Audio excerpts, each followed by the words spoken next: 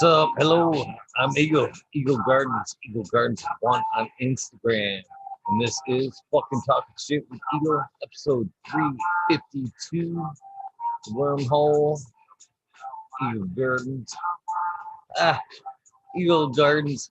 I meant Smiley's Gardens. Popping in. You don't even know he's on deck. What's up, Smiley? How you doing, man? I'm coming in hot.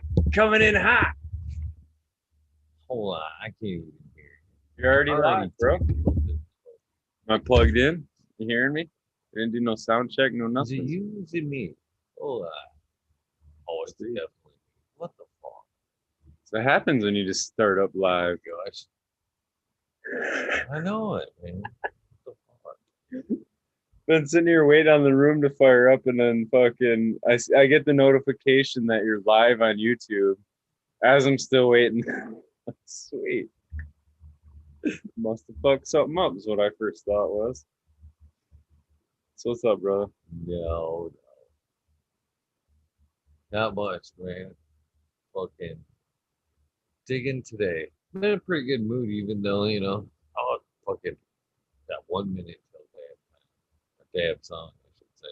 Even though I was no guest tonight, it is what it is, I guess. Can't win them all. That's What I sure. think. I got some folks in the chair. Hell yeah. Hell yeah. What's up, Dozer, Jack, Trinity Farms, Naughty Nikki. Who we got in here? LG. Rolling up some GG4. Shout out, man. Oh yeah. I love the GG. That's one of my faves.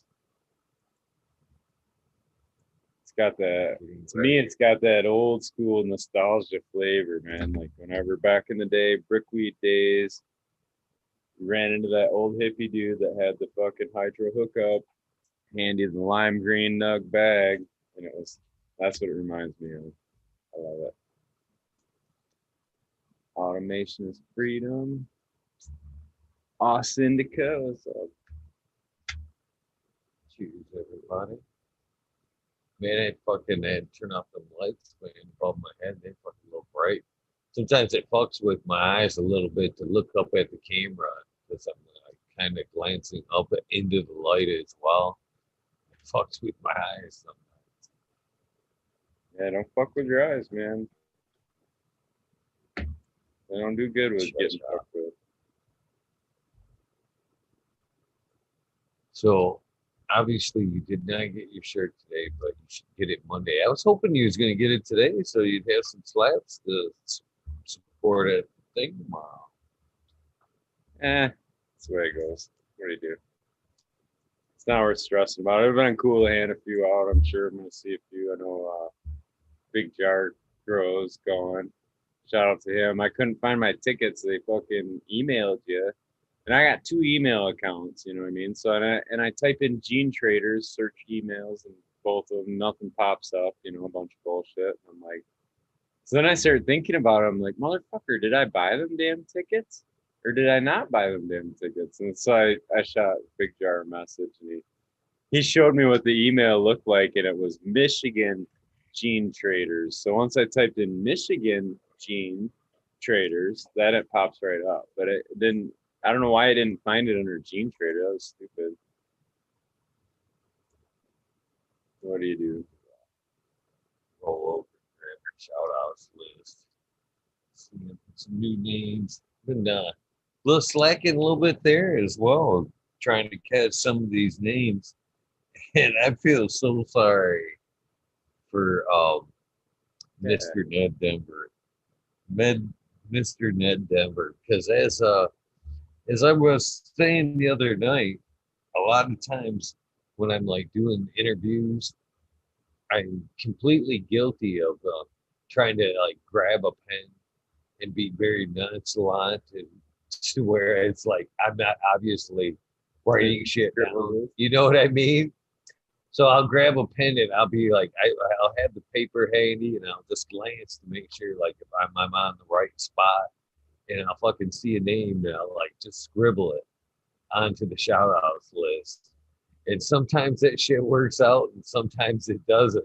You know what I mean? There's many a times I'm going through the list. I'm like, yeah, don't even have a clue. But Ned Denver was nice enough. He's been very, very nice enough to fucking say he wants to put together like a Star Wars type shout outs thing. And Yeah. he said he'd be willing to update it weekly, you know what I mean, with the new names and shit. And I think that's super cool. And he tried to get Lexi to scan the list and send it over, but I don't know. I know honestly, I think the all in one we got. I don't remember if it's the words or whatever the fuck, but he's like he wants the list, and it's barely legible to my eyes. He wants like pictures of it so he can like go through it. I almost need to go through the damn thing myself and make it legible Or just type it before, in, just so I type can. it into an Excel thing or something. Like just, you know what I mean, and send him the file or whatever. Because he's gonna have to type it Yeah, in that'd be probably to get it on that whatever scrolling anyway. Lexi, are you in chat, Lexi? We got a homework assignment. there. You go. There you go. That's funny because I would she would come in good there because when it comes to like typing, still I can type decent, I guess, but it's still very chicken peck. You know, it's not so often I pull up both hands and try to actually type, but she could knock that fucker out in no time.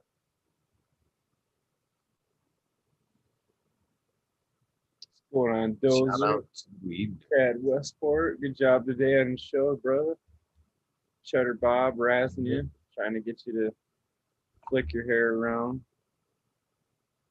It is quite magical, the locks, though. They are beautiful. Way better than Huncho Groans. I don't even think that was a contest. Did you catch the show, Eagle, or not? No, I unfortunately I'm embarrassed. Cheddar Bob's razzing Chad about his golden locks, and then they started a competition of who had the best hair because Huncho Groan's got some nice long hair too. His were all curly and shiny. That's funny. I'm very sorry I missed that. That's funny shit. That's funny. That's one of the beauties of live right there. You can never be too sure on how, what could happen that night. What's up, Jack? Not too much. How you guys doing? Doing good, man. Smoking, hanging out. Fixing to get a lot better, man. Oh yeah. Famous Chad line. does have some glorious hair. Got me a handful of this sangria. I'm getting ready to break up. Throw a big old worm in. Gonna roll one of the fatties like I used to roll, one of the big fatties, so I can. Eventually, I'm gonna spin around and start chopping away on this here plant. But figured, fuck it, I'm gonna make it work at night. Might as well do it to twofer. So we might as well bring that out to light and say, look at that big ass plant behind Eagle in that earth box. Sips work wonders. Earth You must have boxes. really been pushing the PPFD to that thing, Eagle. Is that it? Or I must have, yeah. Wait, Oh, I didn't- yeah. No, I didn't go over 800. it's less, right? It's too much, yeah. Put too much. Okay. Looks fine to me. Yeah, some decent size nugs there, That's Good bullshit. for They can't be organics. that big. They're in organics. They can't even be that big. It's just bullshit. That's like optical illusions or something, He was feeding That it salts plant the has whole been- time. right? This plant has been altered for TV.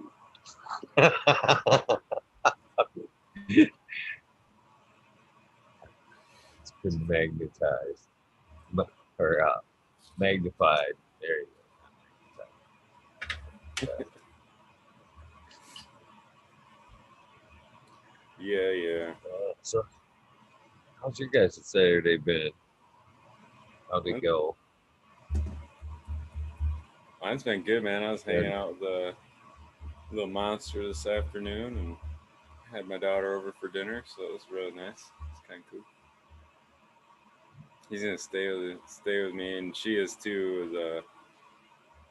So my girlfriend's leaving to Texas over spring break with her daughter, and then yeah, because I sleep until noon, the dogs need to be taken care of. My daughter's gonna stay with my grandson, take care of the dogs while I'm sleeping or whatever. But so that'd be kind of cool.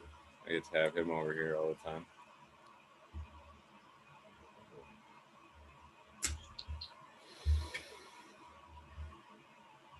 Fun. My wife just got back in town. She was did a day trip to Tucson, where she's from, and got to see her grandma for her birthday. And her and I had sushi tonight. So starting off the weekend with a sushi Saturday is kind of what we'll do if we ever have sushi. It's usually on a Saturday. Sometimes it's every week. Sometimes it's once a month. But we have a really good spot locally, and I'm pretty fucking basic. I got a California roll. I know people are like, that's not even fucking sushi. Like, whatever, fuck you. It's the one I like. Is it sometimes- all you like? Have you tried any other ones, Jack? I have. I don't like a lot of the fancier stuff. I like snow crab rolls. I like a lot of crab, lobster, shrimp, shellfish, but most fish I haven't tried typically them don't with like. the fucking. I think they call it the sashimi, where they put the slab right over the top. It's like a. So there'll be Yeah, a fish sashimi. in the roll. They'll do a sushi in the roll, and then they lay like a fresh slab of sushi over the top of it of a different fish. So it's like a combo meal. Oh man, some of them are pretty damn good. The only fish you should be eating is out of fucking Lake Michigan and the Great Lakes. When I was in Ohio, there's some great Lake Erie perch, and I occasionally have walleye and other stuff, but the perch was my favorite. And I don't know, I just living in California, you're really close to the water, so a lot of the shit's super fresh. But a lot of places, like what certain spots, southern Ohio, the sushi you get there is not very good. It's being shipped in from somewhere, usually a few days old by the time it's prepared. Boom, welcome back, buddy. Good to see you. Maybe said hello too early. You might still be getting set up. You're not too bad. I was pretty much done. How's it going, guys? Cheers, brother. Bro. Try to get this So dude. Smiley, you notice I posted the one picture of the earth box, this one behind me. No, that wasn't even both. This isn't even both. This is one of two. And I shamefully only showed you the one the one of the two of the code. I did not post the losing results of the code. Did anybody catch that? Only the earth boxes.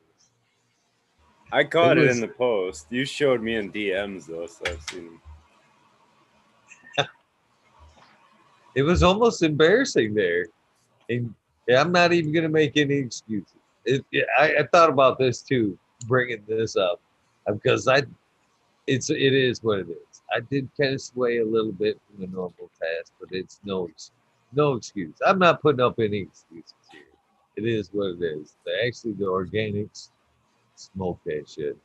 I was actually looking. Remember those the big air pots that I spoke with you about at one point?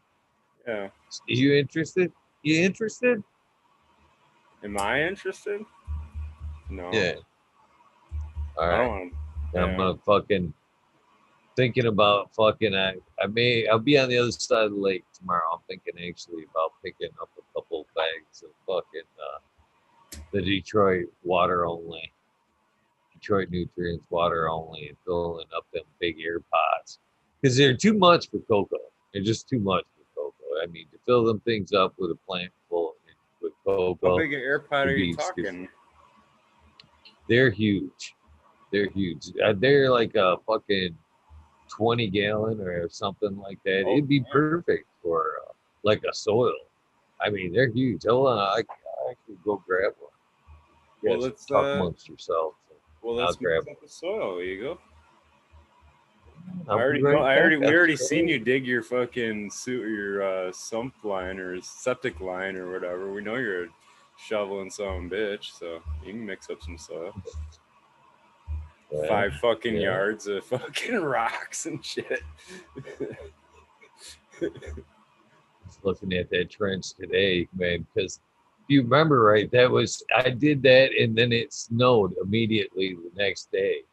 So now I still have like a shit ton of yard work to do from the trench I dug right before the fucking snow and shit. Like, there's some more work. But I'll show you the pot. You'll probably be like, that's perfect for the organic. You know. What's up, Boom? You got your scales working, man? Yeah, they're all in there. My plants are all fucked up though. What do I you mean? neglected them this week, so they're hurting. They'll come back, but I don't know. I might just scrap the plants that are in that room right now. I got that GMO clone that I'm pretty interested in, so I might just That'll be get good. rid of this run. Sometimes it's best to start fresh, especially when you got a new clone you're excited for. I think your heart has to be into whatever you're growing. If you start getting Yeah. ahead of yourself or something goes wrong, and it's sometimes better to start with something healthy and that you're excited about than trying Yeah, to fight to get it the back. worst time to have something go wrong, right? Right when you're trying to flip. So now I got to get everything healthy and then flip it, and then it's going to be too tall, and then I'm going to be fucking around with it. So I'm almost fucking over it. I've been there. One time I, waited and fucking got him back to health, flipped, and then like had to call it like 2 or 3 weeks into flower because it was just like way too big, over vegged. So Yeah, sometimes it just is especially what the it way is. it's set up now on the table, right? I'm losing so much room to that, so just might not end up working out how I wanted it. But I don't know. I haven't thrown in the towel yet. We'll see if they come back. So these are those. I actually offered these up to you when we talked about the earth boxes as like a switch. But these fuckers are tanks, man. These things right here. This is I think this is like a 15. I got like 600. I think I got 8 of these laying around. Eagle, if you And, fill that up with that water only and then mix some of Patrick from Green Bicycles, some of his stuff. I know it says water only, but if you throw a little bit of his what is it called, Ocean Bounty in there with that, hit it once, maybe once in veg, once in flower with his tea, you'll be rocking and rolling. That'll be all you have to do, water only otherwise. In that big a pot, well, I you'll think have a big ass healthy plant.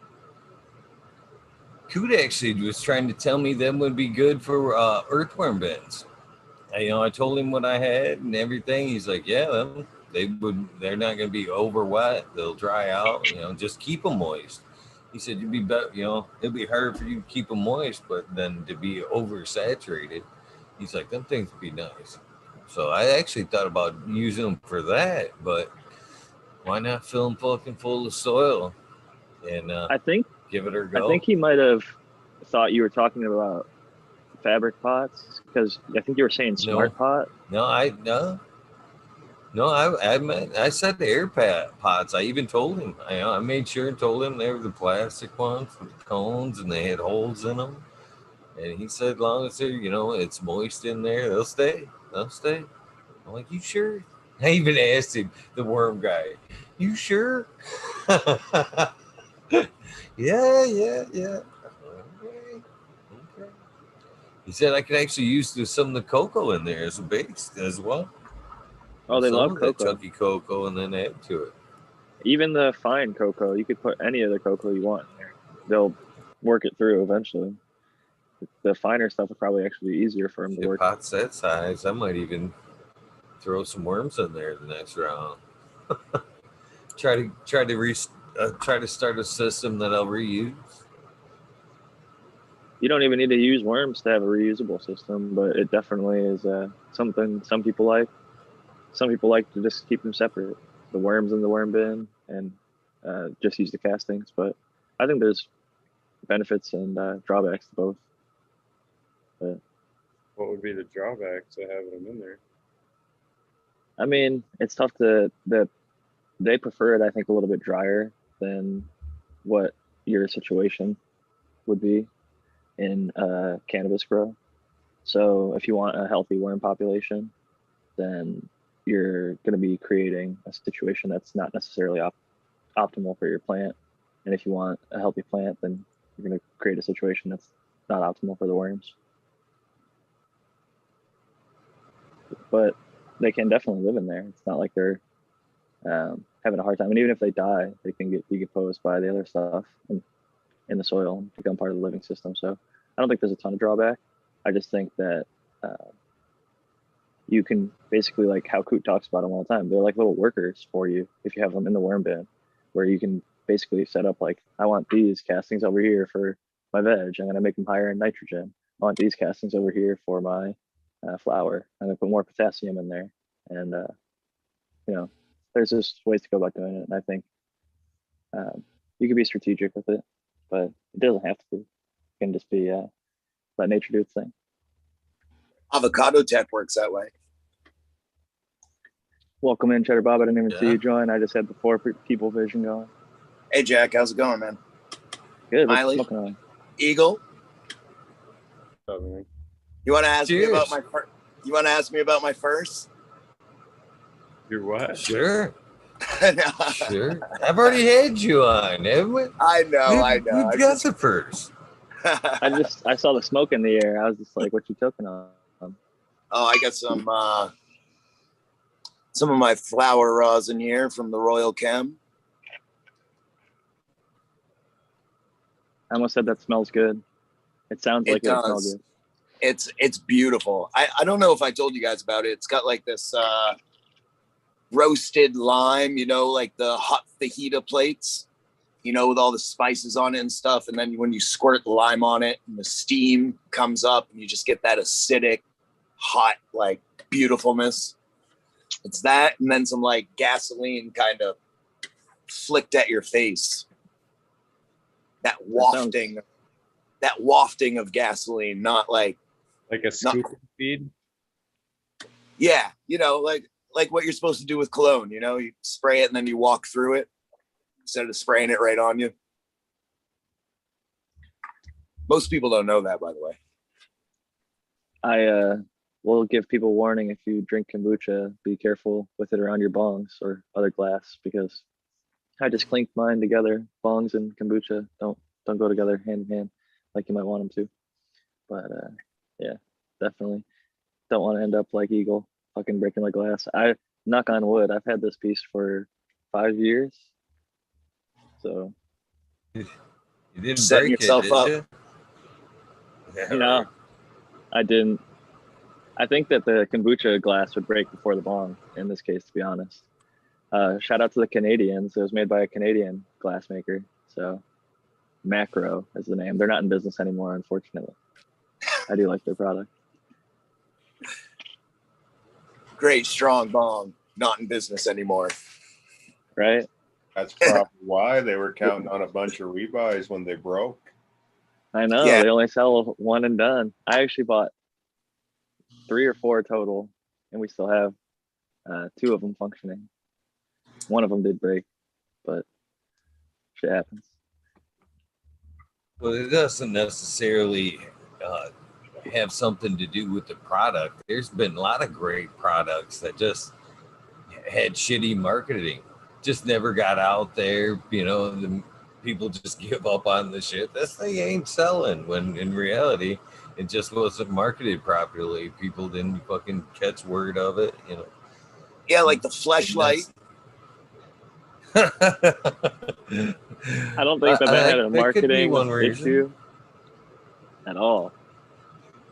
Well, yeah, I think everybody on the board here has heard of the fleshlight, so I don't think that was a marketing fail. They just should have like teamed up with Shake Weight or something, you know? Fucking There bring you these. go. We're born with shake weights. Cheers to that. Bingus is probably like, what the heck did I just roll into? Cheers, Bingus. That bad. How you guys doing? Good to see you. Hey, I have underwear on at least. I don't. I have pants on. I can honestly say I have pants on. I haven't wore underwear in many years, actually. Hey, Bingus, how's it going, buddy? Good, Cheddar Bob. Always good to see my friend Smiley. Boom Farms, Jack Greenstalk, Eagle Gardens, chat room. Hello, everyone. Starting to look like an I Gruesome drawing in here. Where's Johnny? Exactly. That was pretty fun.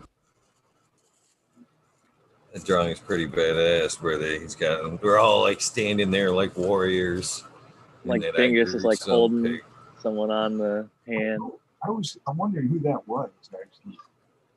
I need like the full thing labeled, you know, because I can pick out like a bunch of them. Like I see Ali Noble's in there, Yeah. Smiley, there myself is in there.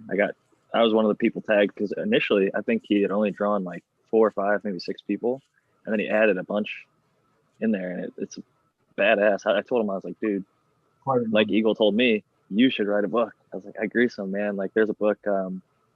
There's a dude named J.R. Talkin, and he wrote like the Adventures of Nimbly or something, and like Nimbly Part 2. And they're both sold out. You can't get them anymore. But I at least like screen captured the Amazon cover artwork and sent it over to I Gruesome, and I was like, if he can do it, you can fucking do it. I'm like, I did it too. So it's coming from somebody who was told you should write a book, and I'm like, I haven't said that to a lot of people, but in his case, I think he's talented, and his style of art lends to like a story. When you look at it, it almost evokes like this is going to be like an epic adventure, and like we have those each night when we get fucking medicated in the wormhole or whatever. But I think he can make it into, and it doesn't have to be about us, obviously. It could be about whatever. But I think that he's genuinely talented and should combine that with the cannabis community in some way, like a cannabis related tale. That's awesome. Cheers to him, and also cheers to Kazoo. Kazoo's fucking talented. Yeah, Kazoo as well. Yeah, they're both right in there. Yeah. Supporting it. I am actually at the moment even supporting the Kazoo sign, the design right there. This T-shirt that got sent out to a few of us yesterday. Should be on the way to a few of you guys. I'm actually gonna go. I'm heading into probably tomorrow and getting some more printed up, different color, to pass out. Is that the Pinky and the Brain one? Yeah. What Yeah, we gonna yeah, do today, yeah. Ego? Smoke out the world. That shit's awesome. That was perfect. It's so true though. Every night. Hoping I actually want to get some black ones. I'm a black shirt wearer. I don't. It'll look good. I'm terrible on. I'm actually scared to wear this one. That I'm gonna get a stain on it because that's just the way I roll, man. Shirt I like the best. I have to be super cautious with this, man. It's like magnets for me. I can't wear white. White's like a one shot for me. And then it's a work shirt. Anything but a black t-shirt in 20 years. That's what you got bleach for. Fuck. Everything comes as out a- of white. As a lobsterman, they all end up being work shirts. Well, you won't get hit right by a car going across the street. That's for sure. I was gonna say on the topic of artists, I think it'd be cool to see T-Dog Part 2. Have him come back on, see what he's been up to. He's badass and had done some of the original TGA artwork and still does artwork for people in the community, other cannabis breeders and just people in general. Big fan of him. His episode was great originally, but I'd love to see that check in if they're open to come back on. And hopefully they're doing well. I haven't really seen much of T-Dog anywhere. I still follow him, but I don't know. I'd like to hear from Farmer Willie again. In a long time since I've seen that guy around. Yeah, Charlie's Farm, Charlie's Farms, yeah. aka Farmer Willie. Yeah. Dude, he's cool. I like that guy. I do check in with Farmer Willie occasionally, and he's just had, if I remember right, his father passed recently, and a few other family health issues. And I can understand when shit's going south like that. It's hard to come hang out. So Yeah, no. all you can do is send them your wishes and tell them you're always welcome. You know what I mean? We miss you. We do too. Everybody have Eagle, a- I will say you and I both went through that same experience this past year, and I would bet both of us would say this community and other shows in the cannabis community have probably been a big help in us sort of having someone to be there, whether it wasn't even necessarily to talk about, you know, the loss of our dad, but to just have a community of people to hang out with and, you know, not be alone at that time, or just have positive people with good energy, meeting new people like you have been able to most nights, or hanging out with good friends on the nights that you don't get to meet someone new. I mean, this is like a social hub and community that I think is could potentially benefit Charlie's Farm if they're able to make that time. I obviously don't want to put any stress on them to have to come back early or anything like that, but I know that it's personally benefit me in that way, and we can empathize or sympathize, whatever it is. Well, Jack, to add on to that, especially during the times that we're in the last year, the times that we've been in, like for me, Eagle and Jack and now Boom and Smiley and everyone in chat, like this is a point of connection, you know, that me being on a small island in a very low populated state, like there isn't a whole lot of connection going on. So, you know, thank you to Eagle for, first of all, allowing me to be in this and in this community. And thank you to all of you guys for that connection. You know, it's really important to people's mental health. And it's, thank you. And Thank the you, chat. man. Like I said, many nights this couldn't go on. I couldn't do this night after night by myself. I depend almost sometimes I think too much on everybody jumping in and, you know, helping me out. And sometimes I'm like, man, I gotta fire this thing up again. I don't have shit to say. I'm only praying that you guys jump in and save me. So thank you. Thank you guys all for popping in. It takes everybody to keep this thing rolling every night.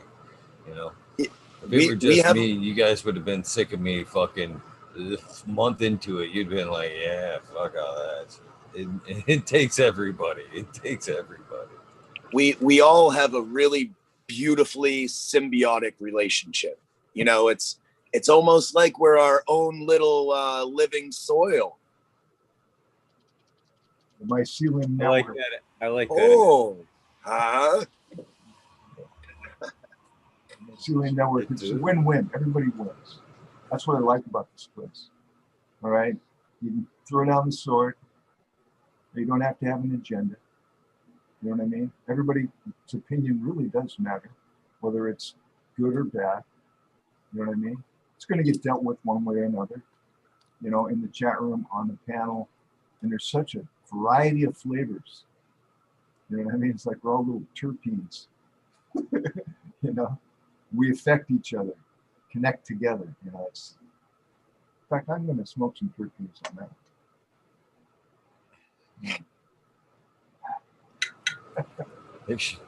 There should be a cloud. It'd be funny if we could actually cloud the Zoom screen. So much smoke, you just the screen in general seems cloudy. You can get one of those Jackie 420 hair dryer bowls. Dude, I haven't seen that guy in forever. Love that guy. Used to be. That guy gets crazy. Oh, I was on this live panel there in the beginning, almost weekly, with the craziest shit ever. Dude, bizarro.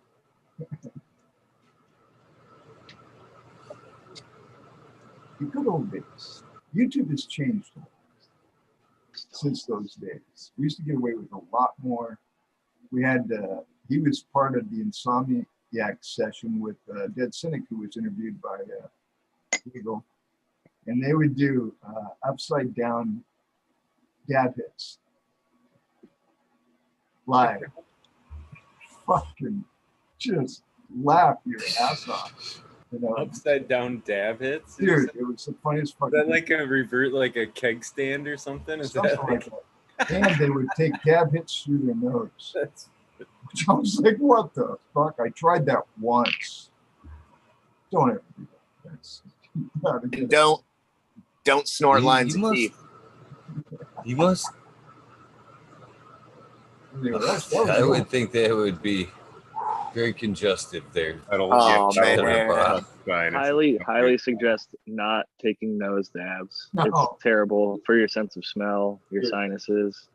It's Hot. But Bad they idea. would do it. This one guy would do it every night. And it was just like, it never wouldn't even phase him. I was like, what the fuck? So you start you to build up wonder- a tolerance. Well, you start to wonder, God dang. And then I just did a little one. I was like, fuck this, man. It just gave me a headache. It stings. Terrible. That's Bingus, that did you catch us smoking with Small Town?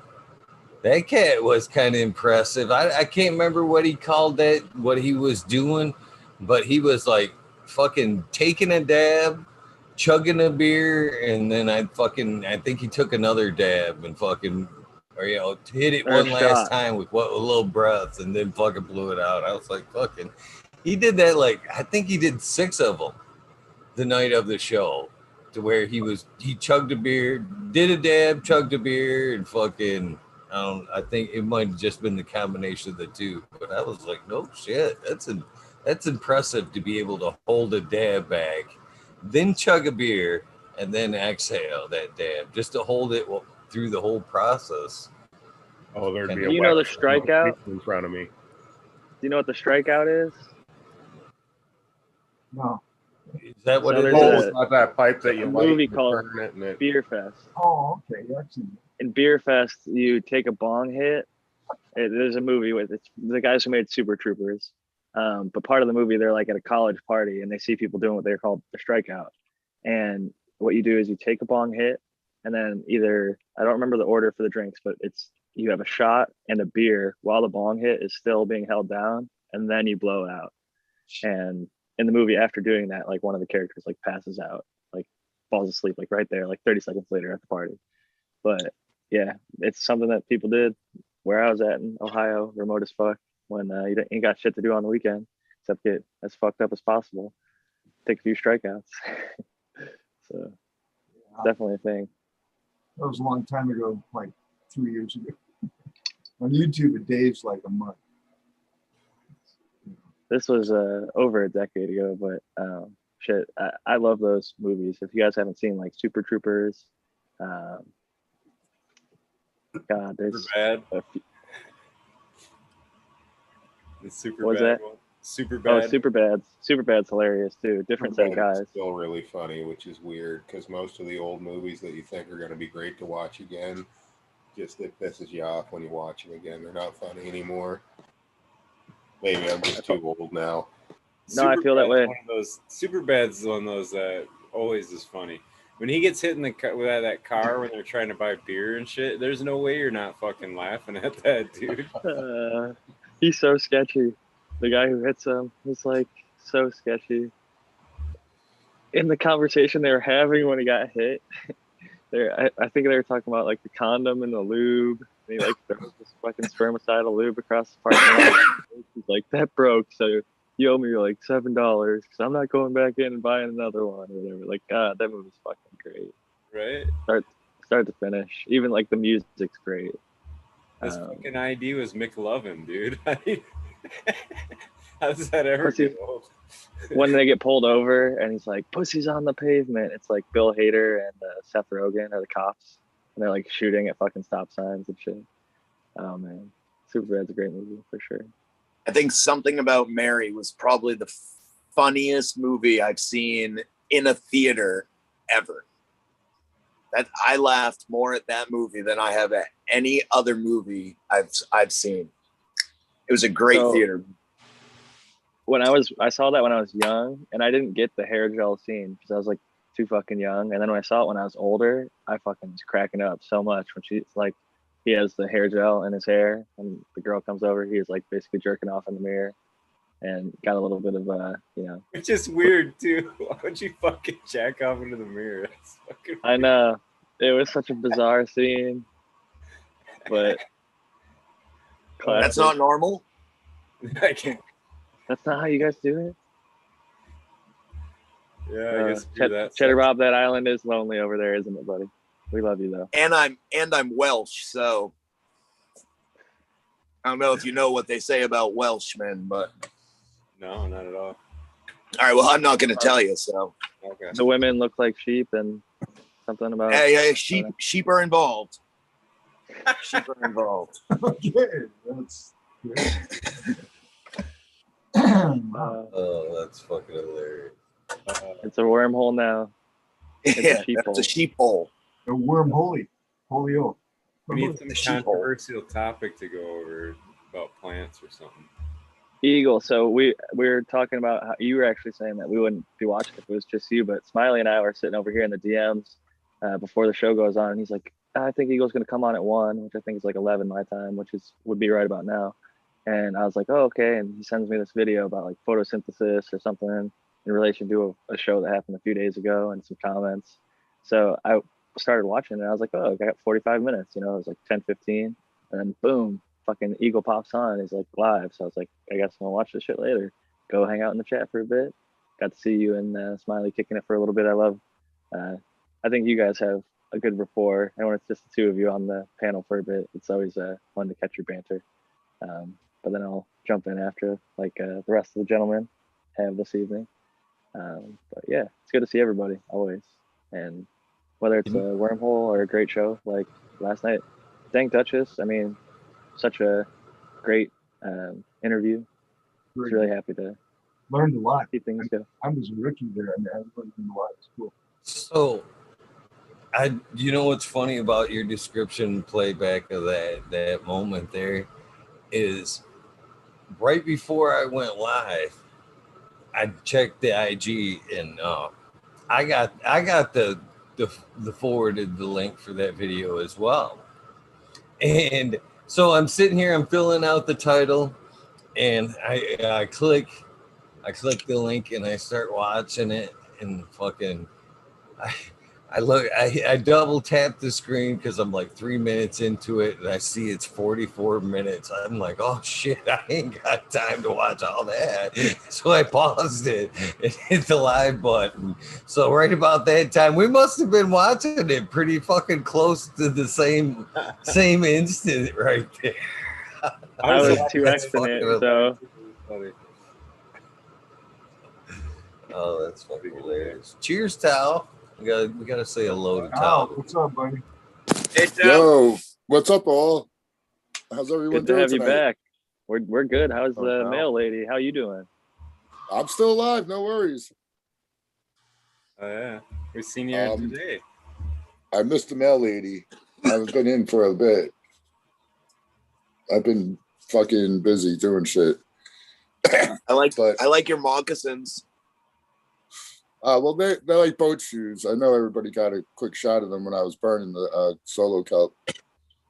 They're pretty beat How up. are the velvet punches? Still sticky? Still looking Dude. good over there? Yeah. Did you not see it today? No, I haven't been on social media. Busy day today for me. They're killing it, dude. The one is getting fat now, man.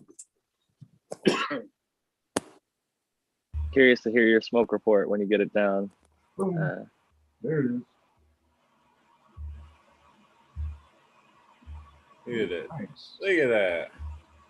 Chunky. Oh yeah. Right. Yeah. This one back here is getting some color. Okay, well, We might These finish two are up smelling- right It's there. scrapey. Them two looks are smelling grapey, Jack. This one right here. I like the looks of that one, man. Yeah, but this one really back here. But I ain't gonna pinch all the part on fucking. But yeah, I think I'm still gonna let him go. That one in particular is starting to fade, and That's right. You don't know what fucking day they're on or nothing. I don't not really- exactly. I don't Not really- exactly. See, if you wrote it down, you'd be like, oh, I'm guessing there'll be about 10 more days. But I know On the day 50 or whatever. I know the I'm at last week one 8, was Smiley. put in 29. It was put in January 29. The last one of the Velvet Punches. I don't know how. Well, that's a guesstimate too. So yeah, I don't know exactly, but Not that hard, dude. like write a fucking date down. yeah, These are all like Eagle shit was up. saying, I don't want to be swayed by the calendar. I want to watch it when I think it's right. But yeah, you're right. I need to start paying attention. Is a test. Well, is it?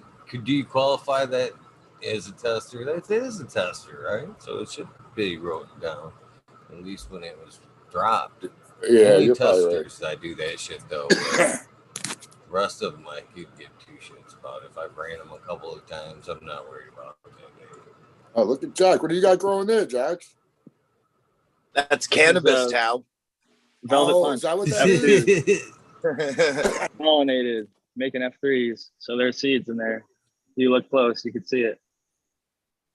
Okay, very cool, dude. That one's looking nice.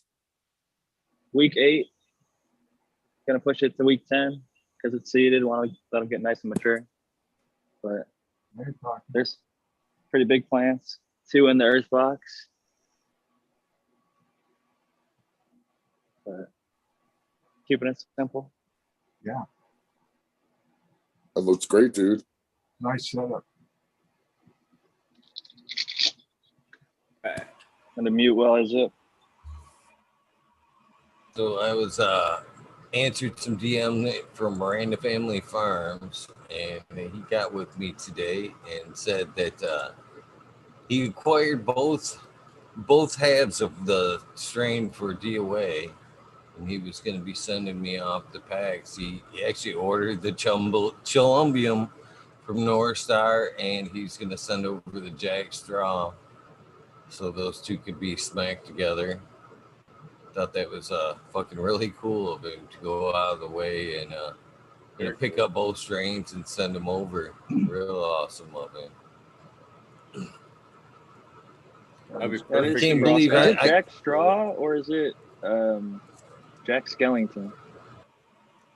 Oh, it's Jack Skeleton. You're right, Jack. Thank you for clearing that up. It is. You Jack know what's Skellington. fucked up is when you said Jack Straw, my brain immediately went Jack Skellington. That's a good one. I didn't even catch it. I just assumed that's what you were talking about. That's gonna be But sweet. these are some Amy Aces right here. 7 for 7 germinated. It's one day, and they popped up.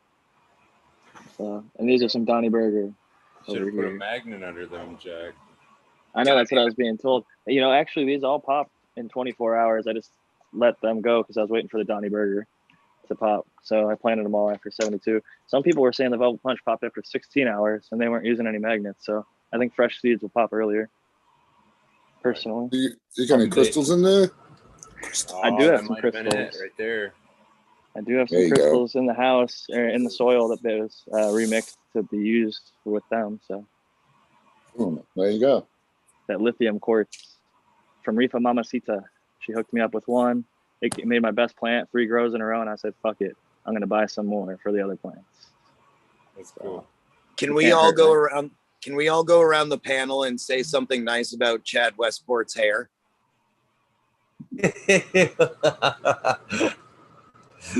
Probably. You can go ahead. And We pick did that it up earlier. if you'd like. It'd be more fun if he was in the panel though while we did it. Chuck. It Yeah. would be more fun, but he said he It just woke would. up Then from we a could nap. have.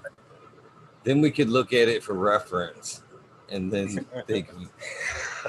Chad just won a giveaway on my channel Get the today. full effect of it. For mile seeds. We can time lapse it. So what I really want him to do is at the end of each one of his shows is to, like do the Captain Kangaroo thing, but with like some water and do the flash dance, back over the chair. I really feel like that would be an absolute like I think so. killer ending to his show. I Just think you're onto something. it just full chest out, just hair whipping and wet. You could even do like a little slow motion at the end and fading out. I've really thought this through. I think you're Big fan blowing on him, Shadow. Yeah, he was lucky in the chat today winning one of the giveaways. I had a giveaway in my live. I don't go live very often, but looked at all the seeds I have and I was like, man, I don't get, I'm not going to grow half of these. So I thought, well, fire up, gave a few away. And then I turned right around. I talked to my buddy tonight. I got some face-off OG seeds coming. I got some New York City diesel. He lives in New York. And he's just a hoarder. I go, dude. So I gave him the same guilt trip. I'm like, dude, you're going to grow any of those things? I'll give you access to the clones. He's like, all right, I'll send you some. So, we're trading back and forth. And it's been a great Saturday. It's been fun. Yeah. Seeds. Oh, the Bingus Green Bonanza. Yo. So I don't know if you guys were listening, but I got chocolate seeds supposedly on their way to me right now. Yeah, what seeds?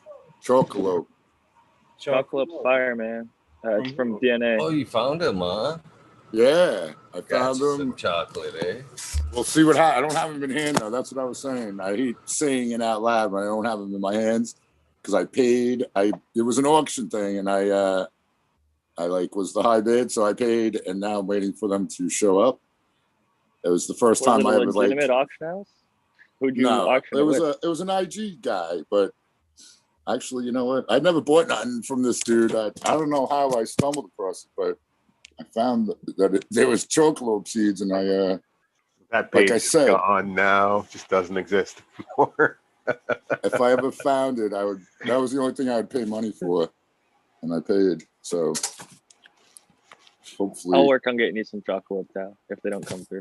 hey, if anybody has any chocolate flavored anything that they got beans of or whatever, keep me in mind because I'm gonna F1 them whatever. I'm gonna make a whole bunch of seeds and start going through it and try and get chocolate flavored weed because that's what I want. Talk to the world's last hope was talking about something. Yeah, he was. I got it. Kush. I had a chocolate diesel to platinum kush I had two different phenos of it. They were both really tasty, but they were both very, very different. Any chocolate flavor? Yep. See, yeah, because I hear a lot of stories about chocolate labeled seeds without chocolate flavor in the strain, That's a good I idea. have this says Cannabis Corey. If you guys, anyone familiar with Cannabis Corey? I'll take the silence as a no. I can't tell you, you're right. This is called the lope. It's chocolope crossed with cantaloupe haze. Okay, because chocolate is chocolate tie. Well, it says OG chocolate tie by Cantaloupe Haze. So that just must be another cross back to the Cantaloupe Haze. By the way, Green 13, good to see you, kid. Cheers, Green. My friend. Hey, Green. Good to see you, brother. Everybody okay? So far, Moving forward. Far more We're better secure now. than okay. Yeah. We're better now. You're here with us. Oh, thanks. I thought you was going to be the Eagle started some fight in a interview again. I shouldn't say Eagle, Bingus, really. Alex Poikachev wants to know what the beautiful plant behind me is, and that's orange blossom. That is orange blossom by North Star, and of course that was grown in the Earth Box, the organic side of things. So, how did that comparison come out, Eagle? shut up, Cal. No. What did you say? Did you say North Star or North North Star. Star, yeah. North Star? Actually, I- you know, I hate have to some- say it, but it was like almost, I would say probably 3-1 was Looks like you got your sister. it over wasn't there. double. It was a little heavier than double the yield than the Damn, son. I just popped some orange blossom special from Greenpoint Seeds. So I'm interested to see how that comes out. That's the younger brother that got on the special bus. Yeah, yeah. Greenpoint's fire. I think Eagle, you popped Orange Boss, didn't you, from North Star? Is it Orange Boss or Orange Blossom? Yeah, Orange Boss. Oh, okay. Orange Boss. All right. Yeah, Eagle. You said Orange Blossom, and you also said Tech Straw. Start paying attention, kid. The I know details. I know it. All right. It's all right, I'm Jack's here to messing correct it you on down. your strains, apparently. So 3-1, huh, Eagle? So I've never, ever haven't denied fucking not taking a bunch of shots to the head. I've never denied that. did you order 10 more? Memory boxes? is relaxed. What's Yeah, that? when's the third, fourth Earth box? Yeah, did coming you order in? 10 more Earth boxes? A lot of something about but Mary. we did talk about earlier about filling these now with fucking organic material. There we go. Since I had them laying around, maybe not more earth boxes, but more organics. More organics. They're a bit of an arse I'll to say keep this, wet. Eagle, the sip is so fucking good for organics. I switched from pots and I used like fancy pots. I used the ones that they're not like the ones that you're using, but they're rain science. They're air pruning. They're really good. Fancy But pots. if you compare it to a fucking sip container, the sip, it just grows so much faster. Plants are healthier and there's no guesswork. You're never over or underwatering. It's just much, much easier in my opinion. My buddy's building 4x4 sips beds to go at our other grow. It just makes I life finally- easy, man. Yeah, I finally talked him into it. I was like, it's going to be the future of small craft growing. It takes one step out of the whole process. Like a Soma style? Is that what you're talking about? Where they lay them on the rocks?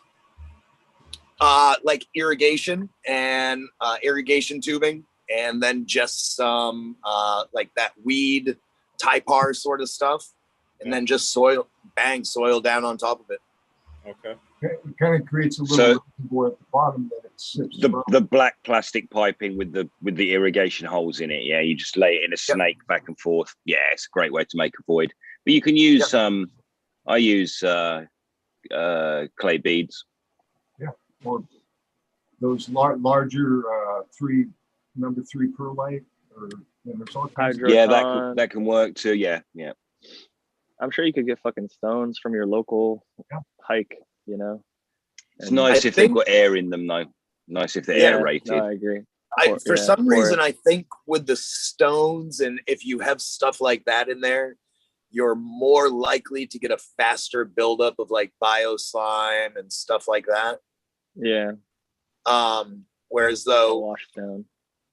just because it's organic, well, it's organic matter. It's not like plastic and stuff. So Right.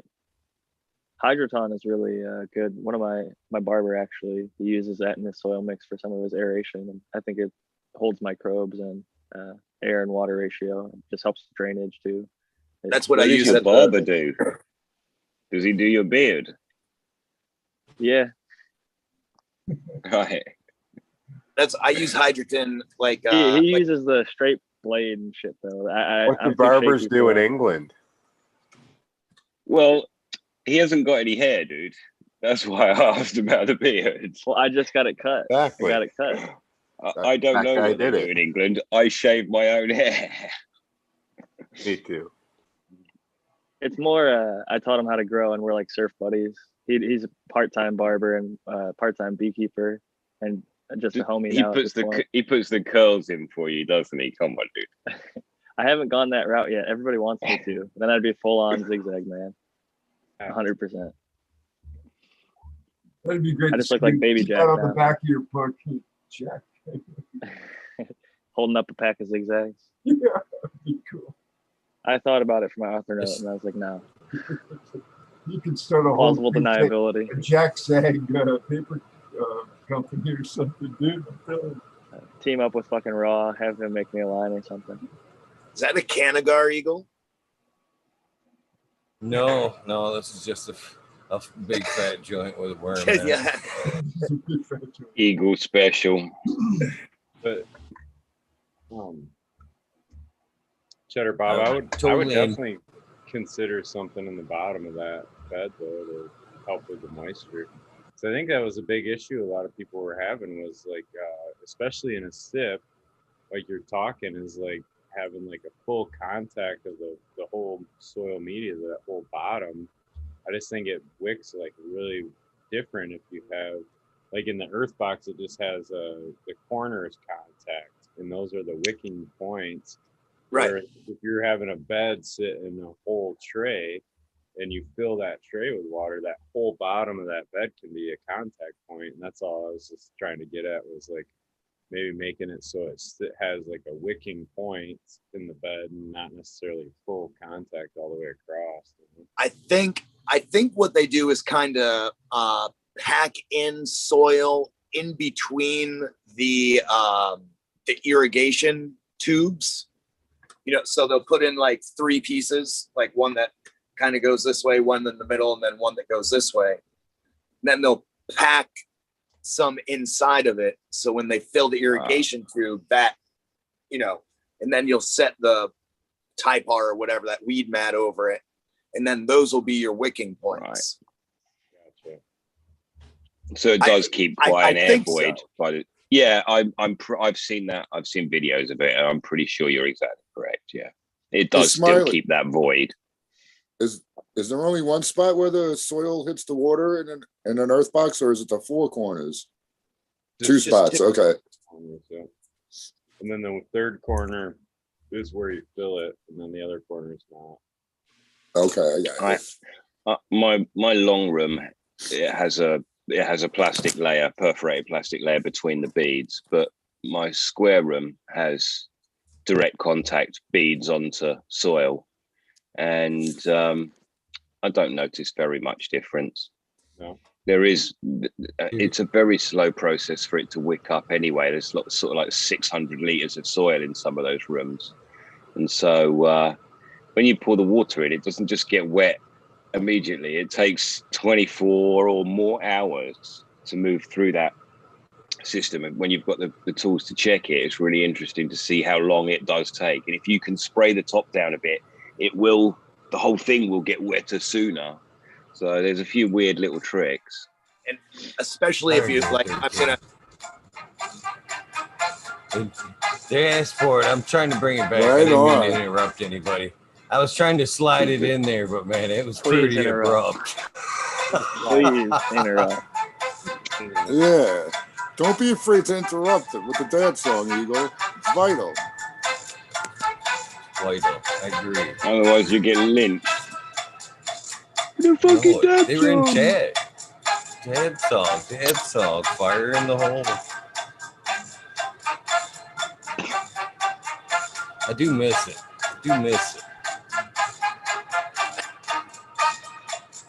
It's our little fiesta, isn't it? It's our little, little moment to pay I tribute. feel like the guy on the Dan Lebitard show.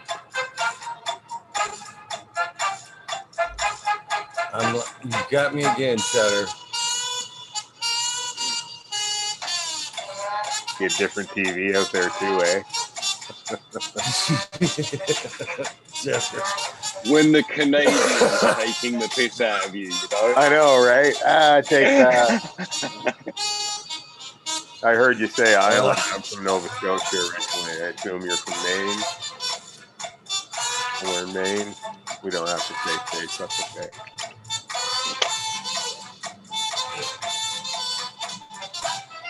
Especially when I don't know which ones are legal.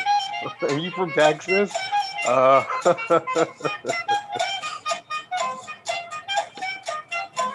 Choose everybody. Sorry for the interruption. Cheers, Head brother. steak in the damn sun. Cass is from Texas. Or is there now, I think. BTWD Jones isn't from Texas. I shouldn't say that. I forget Texas is still somewhere red, isn't it? Very red. Very red still. I can't believe there's still red states. We need to tip the scales. We need to figure this shit out. I can't believe Joe Rogan moved to Texas and there's super no weed never there, thought right? about that. Like, aren't they? Isn't that Texas's deal? They're still super hard on it. Yeah, they're hard on them, but there's Yeah. you can definitely get it there. Only if you're poor. Yeah. Only if you're what? Only if you're poor. Poor. That's when they bust you for it. Is that what you're saying? Yeah, that's when they're hard. That's when they're hard on you for it. So Smiley, you So- saw that clip of the Leighton Morrison talking about the dry down and shit? You see, that's the other thing with the white papers, the soil, and then soil testing and all that stuff. They still are going to change it. They're going to change their minds. They're already changing it all the time. So I don't know what you're talking about. This came out of nowhere, dude. Jesus Christ, you've been waiting to talk about this, brother, or what? Jesus. yeah, Fucking- because no, you guys talking about sips and stuff. Let's do it. And the last interview when he was on with GMO, he's like, "Yeah, I have some new information. My buddy is growing peppers, and he says the dry down and like a heavy water and then a dry down, you like had the best yield, most peppers, the hottest peppers." And he said he's going to come out with that information soon. We're not growing who's been telling you peppers. this? Who's been telling you this all along? The University of Guelph study, the drought stress. It's the same thing with the peppers. When you stress them, they produce more Scoville, higher potency, just like. Well, cannabis. like, yeah, he said it's a whole, the whole entire watering during the, it's not just a one dry down thing, apparently. But so why are you doing sips? How do you, when you're doing sips, it's You can wet. let them dry out. You can let them dry out. So when it's completely dry at the bottom, you can leave it for a day, 12 hours, 24 hours, and you can see if the plants are starving of water. Ideally, you're not going to do that all the time. I do it at least one time in flowers. How long does it take to get dry? It depends on how large the plant is and how much Right, water. how much, obviously. It would make yeah. it really easy to tell. How much air movement, how much, there's a bunch of different variables. But I would think Cow. it takes like 2 or 3 Cow. days. Town. Scale under Green. there, you'd know right away. When you get a large volume of, say, 600 liters, if it's week 5, you can dry it in 2 days. But if it's in week 8, it won't even dry. So it kind of depends. Yeah. And how many plants are in it too? I'm sure makes a difference. And it depends on No, the strain because too, you 'cause should some have stuff's still growing at filled week it with 8. roots anyway. Like GMO regardless. is still Right. growing, is packing on weight through week 8. Oh yeah, it should. I mean, it has to grow better when it has water all the time. Well, here's the thing: the Guelph study actually proved that it's not true, because if you give it, they watered it perfectly all the way through. Right. That, like, they had an ideally watered condition, and then they did the drought stress in week 7, and it not only had higher dry weight of flower, but it had higher terpenes and cannabinoids. So, and not The to old say that the study greenhouse is seed conclusive for videos everything. used to recommend that too. They like to dry back at like day 14 and 21 or something. Well, and Way even on. if you remember the greenhouse, or so you're just talking about greenhouse seeds videos, they would tell you to dry it out, and they'd even show you Yeah. lifting up the plants and everything. It was like Franco and Ariane. And- Yeah, I remember that thing. That was cool. The happy Yeah, so bucket, the bubble- happy bucket is just a mini SIP system, easy to control as well. Right. If they were The other- smaller, right? It's sort of Other like people- a SIP system, but it's a top feed system. Isn't The it? other It's kind of like the person- pan in the bottom, but True, but you still Other fill in a reservoir at the bottom. From the Right. top. yeah. And, do it by weight as well. I think it's a kind of a very easy way to grow. Honestly. Bubble Man pushed the drought stress for a bit. He mentioned that lavender in France, where they had the drought stress regions, produced the highest linalool, and that's what got me interested in it. And I started experimenting with drought stress in my plants. because linalool is found in cannabis as well.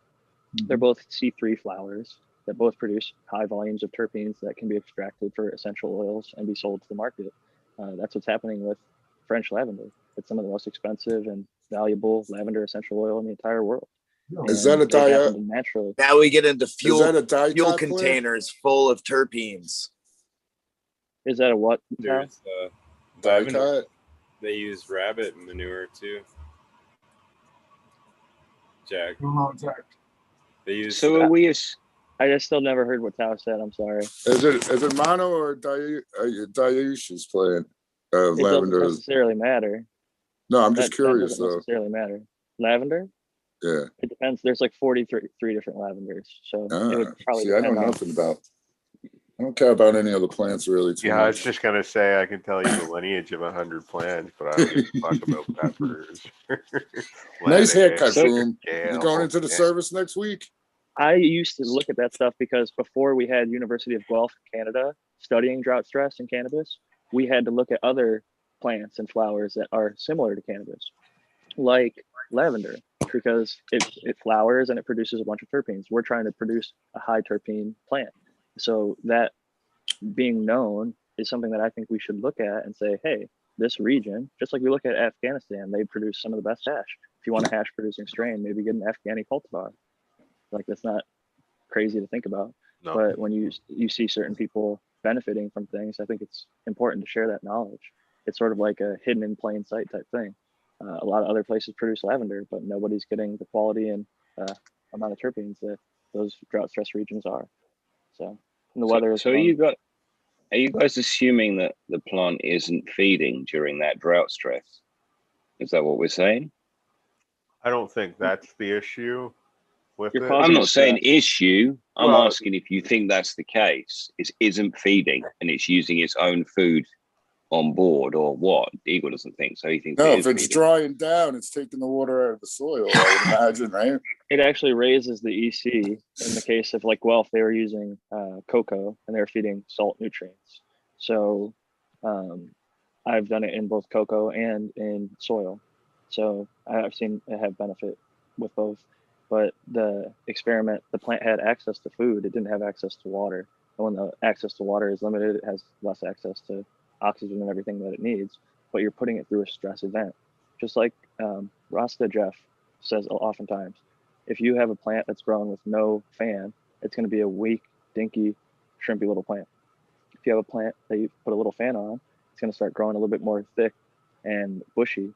And it's like if you're standing there and somebody pushes you, you stick your foot out to brace yourself. That's sort of like the plant. When you fucking smack it, or when it's getting hit by some wind, it shoots some roots out to give itself more stability. And I think the training and stress and all those little things, super cropping, low stress training, all that stuff, I think can be small stress events that might potentially produce more secondary metabolites. There's nothing you can do that's going to add 50% to your grow alone, but there's dozens of things that'll add 2% here and 3% there and make a 1% difference on top of that. Yeah. I totally agree with that. It's a silly thing to say, man. You don't know about Power SI. Hey, did you hear Sergeant Pepper abandoned Power SI? I almost couldn't believe my eyes when I read I've heard from no one that's used Power SI except for people with codes that they're buying it again. It's one of those things. Well, it's because you buy it once. It's like a $92 bottle, and it's like 1 milliliter per gallon. Wait, so it'll last who's stopping to use the Power SI? Wolverine? Sergeant Pepper. Sergeant Pepper does not use Power SI. He said he uses Athena Cleanse and something else. But I was shocked. He uses some sort of silica. He was Power SI. Like Power SI. Helped my buddy move out of his parents' basement, so. I have nothing against it. It works.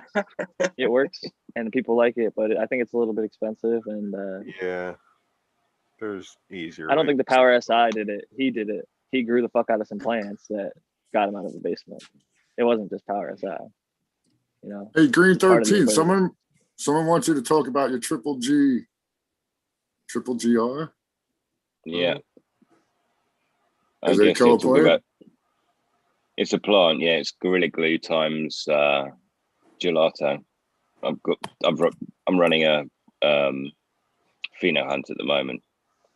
Is it looking good? I guess they want to know about it. Sounds like a sexy cross for sure. I mean, it should be interesting, right? If we can get some structure, let's see.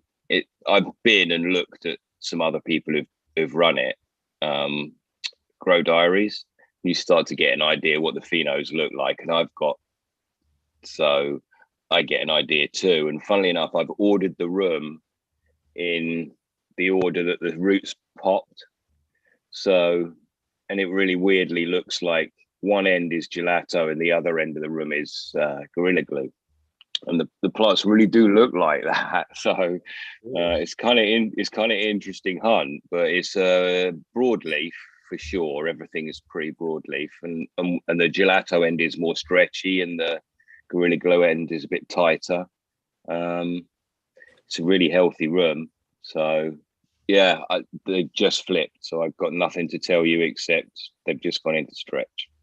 So that wasn't their one of one pack. How do you mean? Oh, I guess they're releasing one of one packs, like one pack release. Oh, I wouldn't know what to do with one seed. No, not one seed, just one pack of seeds. Oh no, it's not special. It's from Royal Queen Seeds. So I got you. People in Europe know that brand to be pretty on it right now. Royal Queen Seeds. You're probably just going to get a really solid something. They seem to have some good parents that they do something with, and you get a good stocky, branchy plant. And yeah. It's good stuff. You're I think Gorilla Glue into it. It usually comes out at least an 8. You know what I mean? The low end of your seed packs, like an 8 out of 10 if it's got Gorilla Glue in there. It's one of them things that crosses really well to everything, it seems. The only some things you get a cross of, and it's like, well, that sucks. Right? Like, that's not nearly what I wanted. Gorilla Glue is not bad. Gorilla Glue works. Well, I'm a huge gelato fan, so that's all very promising, I think. Yeah. But I guess I kind of scrogged them. Gelato. Which one though? Oh, give me a minute and I'll tell you, but I think it's 33. Larry Bird. There's so many. The 41, I think, is Baccio. The most common one, isn't it? No, actually, 40, 45. 41 or 44, whatever one that one is more popular, I think. Yeah. 41 is the one I see most often, yeah. Yeah. The Larry Bird's a nice cut, though. They're all good, man. They're all fucking good. If you get the real shit and it's grown well. Someone said it was the new Bubba because it's just big, tasty, powerful. It's not the same hit as Bubba, but it has the same trifactor of, the grower. It's a great strain to grow. Well, I think Bubba went away because I don't know if it was a big yielder from what I've heard from people. The pre-98 wasn't either for me. Oh no, right. No, I dropped gelato because they couldn't get it to yield. It was like, you got to grow it better. I'm trying to repair it so I can get it to yield again. No, you might be right, man. I don't know. No. I could have fucked with it longer. I do notice they change like from round to round. You know what I mean? I tell you this, the more you clone it, the more it'll kind of get better for you. But this Bruce Banner I got is way better than the fucking 10 times I ran it the first time. Hey, Tal. No matter how bad you want it, how much you like it, it's just not right for your room too. Doesn't work in your system. Likes it a little cold or likes it a little more humid, and that'll fuck everything else up. Yeah, maybe it's just the luck of timing on this one. Is that what you're saying, Boom? Well, it's just Tal, might be one of the ones. Go ahead, Bob. Tal, are you running the Bruce Banner 3? Yeah, Bruce Banner number 3. And like I said, I got it in an auction too, like during the California fires. And I just got it in a little baggie that said Bruce Banner number 3 on it. Like it wasn't from, I don't know if it was original from the actual breeder who made it and that kind of shit, but it looks like it tastes like they, Describe it. I'm running one. I have one in my bed behind me right now that got sent to me from California from Boneyard Seeds. Okay. A clone. So I was curious when you were showing it before on the other show. Yeah. I was curious if what it looked like and stuff. So listen, I just pulled some off the drying rack yesterday, and I rolled it into a messy joint and went for a walk with my wife.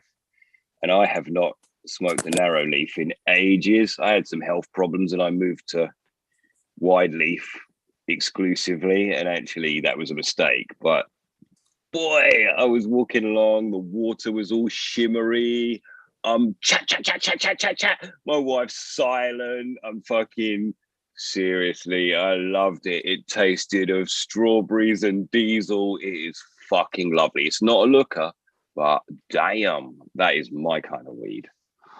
I've run it several times from seed before. I do like that strain. nice. I like that hope. I like that. Great description, brother. Great idea. That should be a commercial right there. That was good. Normally, I walk that same walk with my head down, hood up. My wife talks, I shut up and command the dog. It's like it was such a parallel. I was like, fuck, man. And it was first day of spring as well. Like, come on.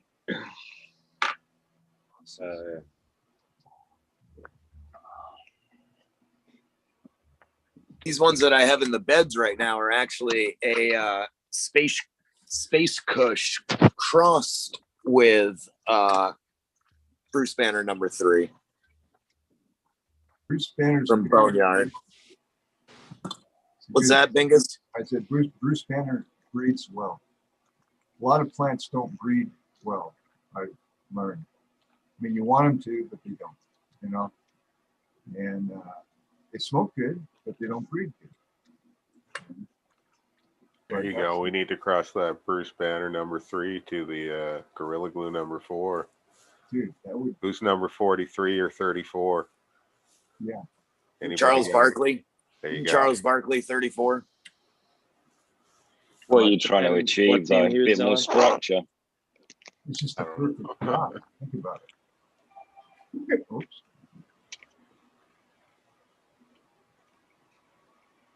I guess you could add some strawberry flavor to the Gorilla Glue.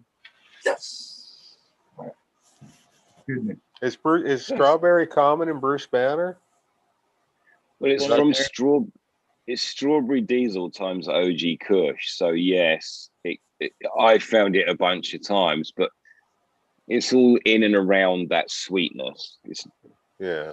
It actually, if I'm totally honest, the strawberries and diesel together actually taste like rhubarb to me. So I sort of get a rhubarb flavor. I don't hate rhubarb. But sweetish. But mine's a seed, so I'm not running from cut, so I'm always going to get some variation. I'm usually running seeds too, looking for stuff. That strawberry daiquiri with strawberries and diesel too. It was Kyle Cushman's strawberry cough crossed with Subcool's Jack the Ripper. Yeah. I had a strawberry snow cone that was, or a buddy had that was strawberries and diesel too. From Elevate, I think. I don't have It's a any nice strawberry combo. genetics.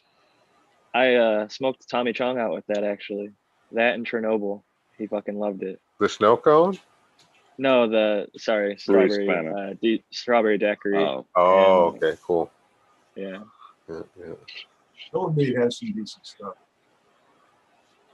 I'm having a hard time hearing you tonight, Bingus. Elevate has some decent stuff. Oh, yeah. I've heard good things. I haven't gotten to grow their stuff yet. Tommy Chong likes everything. Yeah, I guess so.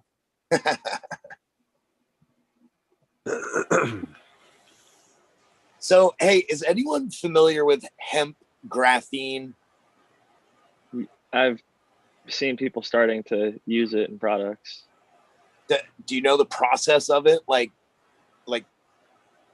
can anyone tell me more about it? I keep hearing about it and I try looking it up, but it's like this far over my head. So do you know what graphene is? Regular graphene? I mean, yes, more or less. So it's like, for anybody in the chat who doesn't, it's just like like a rubber essentially that's like stronger that you can use for anything from like a shoe to a tire or many industrial purposes.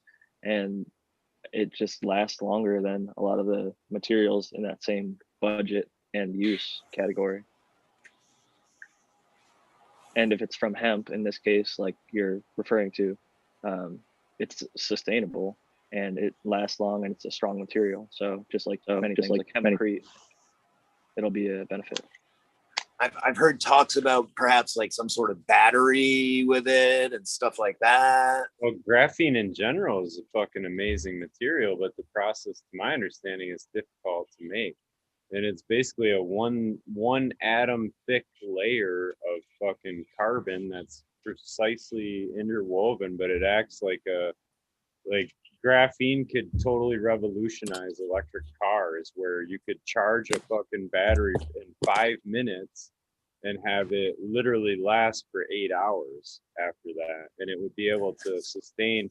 You could basically, like a tenth of the weight in the batteries is what they would need for that in that graphene, and it would totally revolutionize. But they So can't it's like they can't produce it in a quantity enough to supply what would be needed. You know what I mean? Yet. Yeah, no doubt. Yeah. Also, but here's the thing: like, do they need to necessarily? Because where they're at with like lithium-ion batteries, they're advancing that. Like 2014 Tesla will go 2010 miles, where that they 2020s go 500. Yeah, but it's like better than any technology they can dream of with lithium. And everything that you need to make the Tesla batteries and stuff like that has to be mined from the earth. You know, like eventually they're going to run out and there are going to be no more ion batteries. So, you know, the sooner we figure out hemp graphene. Lithium is the most common element on the planet. And actually lithium ion batteries are it's so common. That's not going to be the issue. The other things like nickel and cobalt, cadmium, are more. Cobalt's the issue, though. Cobalt's dangerous. I think most of them are like the old school batteries are like lead acid, but lithium ion batteries are actually more nickel and something else. Also, if you're reducing the weight of the battery and it's going in a vehicle, that's hugely helpful as far as miles. That's been the whole problem all along, is the weight of the battery and the size of the battery. Well, because you're having power to overcome that. But all I know is that I've heard the little I know about graphene is I know it was going to be a game changer for all electronics, even like phones, all that shit. Like, so it would be a game changer across the board. And hell yeah, if you can produce that with hemp, that's like Nobel Peace Prize award-winning shit. Well, come on, Eagle Feathers think tank, let's get the fuck on it. I don't know how to even see anything that is one atom thick, let alone fucking create something that I could tell you is one atom thick. Let me bust out my electron microscope. My thought is like, I did it with a big hammer. Have they proven it? Comprehend that, Cheddar Bob. I haven't seen them using it as batteries for anything, from a flashlight to a car or anything. Where like they already know that electronic cars are viable, like right now, like Teslas and many other vehicles. Like Ford is making an electric Mustang. There's like three new stock. It's not. That's not true, batteries, right? EV vehicles. They are profitable without subsidies. And they're making an electric Mustang. I don't think Tesla's profitable. That's a funny thing to do at all. It is profitable. You would think Tesla was profitable if you bought their stock at $200. That's profitable, but I heard some guy talking on like one of those YouTube stock channels about, because of Biden and EV and electric vehicles instituting that shit, that those base metals, like you were talking about the cobalt. I didn't watch the whole thing, but he was preaching about the companies that mine those metals are going to make do well, because it's going to be forced into the vehicles and shit. So, and Tesla is actually going into mining it themselves, and they actually use sustainable mining practices, so they claim, and they're not using the conflict minerals. That's an oxymoron. Yeah, it is. I mean, they're not. I don't know if sustainable. They're not using like some of the harmful practices that other places would use, like child labor and forced labor and all these other things. Like some of those materials are actually high conflict minerals, but to make sure they go through a supply chain. I personally, I will admit that I am invested. I own Tesla stock, so I divulge that. Not like I'm fucking pumping it or dumping it. I don't have any money to influence that large of a company, obviously, but I research companies before I invest in them, and I researched them for over 10 years before I gave $1 to the stock. And I actually own one of their vehicles, and they have a lot. I mean, diesel is used to mine the thing, so it's not the most just like best thing for the planet, but it's a step in the right direction. And they've at least proven that it's viable to have a car that doesn't need to be running on gasoline, which also they're going to run out of at some point. That's not sustainable. Electricity you can get from solar and wind.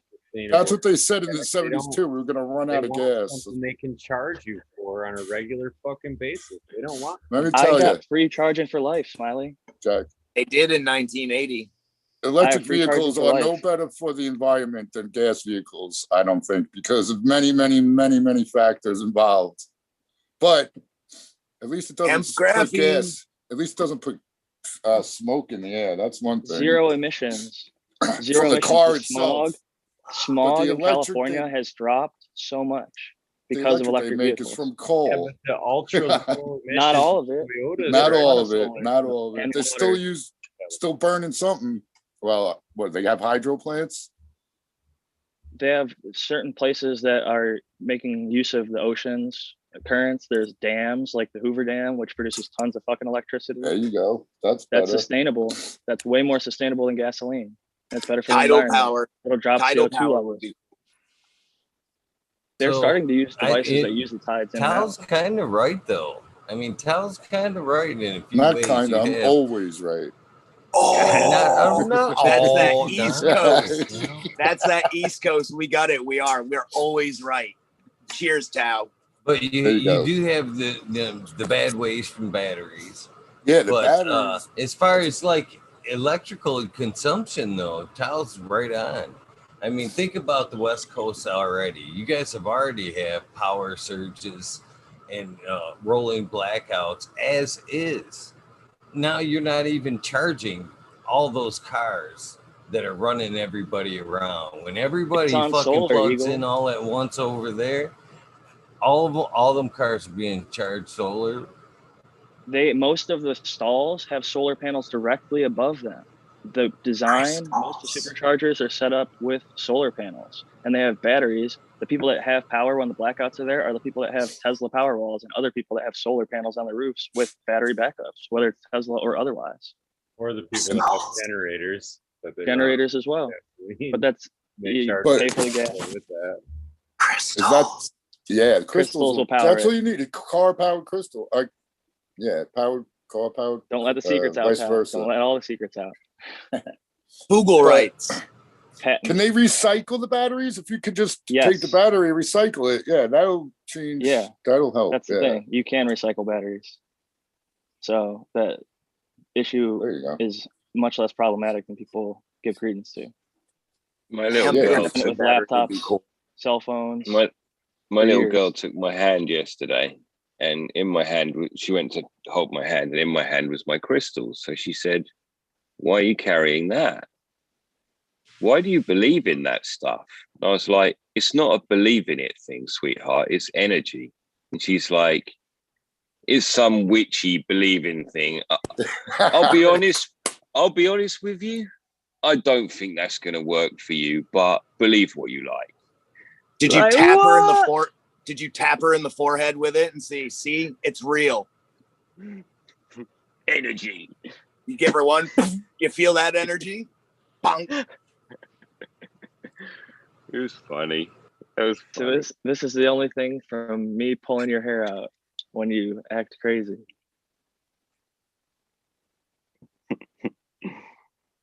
No, I'm just kidding. I know you're taking good care of the kids and the dog. How's the dog doing? The puppy. He's amazing. Yeah. That was amazing. That's the worms. A few years from now, She's grown huge, and man, it's this weird thing where you can't run your dog too much when it's young, especially if it's a larger dog. So it's kind of that waiting for her to get to an age, but we kind of run her a bit, and it's a lovely, lovely thing. You guys are all dog owners. I don't need to tell you. My wife just visited her mom and grandma, and her mom has two Great Pyrenees. Great Pyrenees are fucking huge, man. They had a golden retriever that was over. They were dog sitting, and the Great Pyrenees was 2.5, 3 times as big as a full size golden retriever. And a golden retriever is not a small dog. So these Great Pyrenees are fucking huge. Yeah, I had an Australian Shepherd. I loved her dearly. She was so smart. She would open the door when I was in the bathroom and stuff and lay at my feet. I'm just like, what are you doing? You know? I left her alone once. I told her, don't shit in the house, right? And I didn't get home in time. I thought, oh man, I'm going to have a pile. And sure enough, I opened the door. I smell it, right? But she put her butt up into the palm tree pot and shit on the dirt. I couldn't fucking believe it. It's just amazing dogs, smart dogs. So speaking of Australian Shepherds, there's a bumper sticker I see when I walk past this person's house who must have one, and it says Holland Oss, and there's a silhouette of an Australian Shepherd. I thought it was kind of funny, like Holland Ass, but Holland Oss. Yeah, I don't know. Grandfather had an Australian Shepherd, and it used to, I was really little, and it used to herd me when I'd get out of the bathtub. It would bite my ass and bite the back of my legs, chase me right into the living room. Son of a bitch. You know, as a little kid, that's really fucking scary. You know what I mean? Right. It was a really nice dog, but it was just instinctual. It was like, yeah, they are instinctual. We got an Australian here too. They always call him the asshole. Really?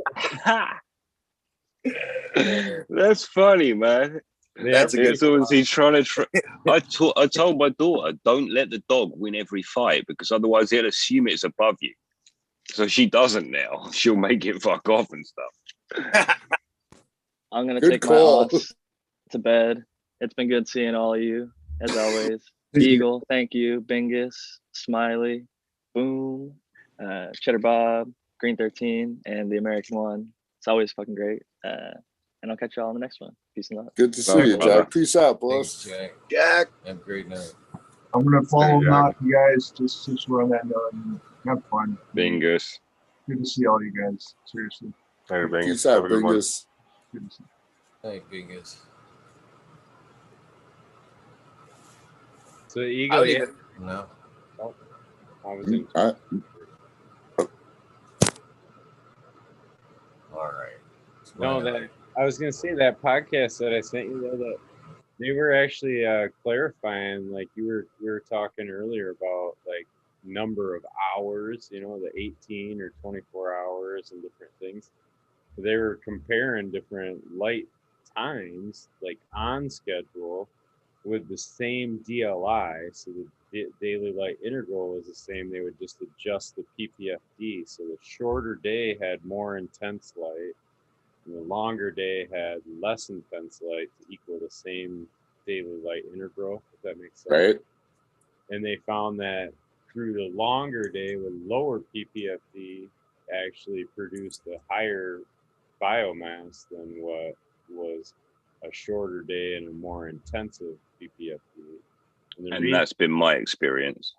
Yeah, and the reason being is that as the light intensity increases, the photosynthetic rate actually decreases. So there's a curvature to that. So at the lower light level, the plant is actually more efficiently processing carbon than it would be at a higher intense light level. And then it just takes a bit longer to do it. Is there a 4-cylinder in a V10? Can you go too low eventually? Kind of, but it's not really like that. But it's dependent on the rate. So photosynthesis as a reaction has the photosystems 1 and photosystems 2. and that It goes so that fast. process of the electron chain has to happen. Well, if there's an electron already in one part of that chain, the next part of that chain can't push another electron into it. You know what I'm saying? So Mhm. the whole process has to happen for the next part of photosynthesis to start over again. Yeah. That's where, you know, I mean, that's where the rate kind of diminishes, because photosystem 2, what they were finding is less efficient under high ppfd. So no matter what, the plant's not processing that light, and it's utilizing it in other ways, either as heat or releasing it and reflecting. Was there programmed crystals in the media, Smiley? Was there what? Programmed crystals in the media? Crystals. Yeah, they had that, and they had the control without the crystals. So Tal, you have the perfect voice for sneaking in the crystals. By the way, Not you just really. have the perfect crystals for a voice to sneak that in, right? Because But you're a you know what, creepy I mean, dude, just normally. Yes, that's right. But no, if they're giving off millivolts, that's like electrons, right? Yeah. There you go. Don't run out of electrons. Get crystals in the media. No, I don't know. So But I'm telling you, it ain't hurting. It's not hurting. Or you should sell a product, Power CY, and it's just crystals that you put in your box. But Smiley, that is interesting, because theoretically you could actually do 13 hours probably, or 12 and a half, or whatever, if you I was really just want to. thinking about that, Green 13. Yeah, So depends where that curve is. Because I played around with the light schedule a little bit, but I went the other way. I went the 11-hour day, the 13-hour night. yeah, it finishes quicker, boom, but you don't get as much, right? Sorry. Right. Yeah. Would agree. But now when you start talking about that, it really depends now on fixture to fixture because of the intensity of whichever fixture you're using puts out. That's kind of what I was in, without a technical terms that you put it so more eloquently, Smiley. But that's pretty much what I was trying to get to with Sergeant Pepper the other night when he was talking about the 1,000 ppf not being able, the organics not being able to put out like that. That's what I was trying to explain to him, is the change is when you're throwing that much more intensity at the light, the plants, some plants, you got to know how to use that light. It can't handle that intensity probably at a close rate for that long. You have to back off. The plant can almost only take so much for so long. And that's one thing with LEDs. It's a learning curve people have to figure out. I've kind of even said that at one point about using the cameras. If you rewind a long time ago when I was talking about putting cameras in the tent and being able to use the camera and to see when the plant actually kind of collapses, because you can see visually when the plant falls asleep.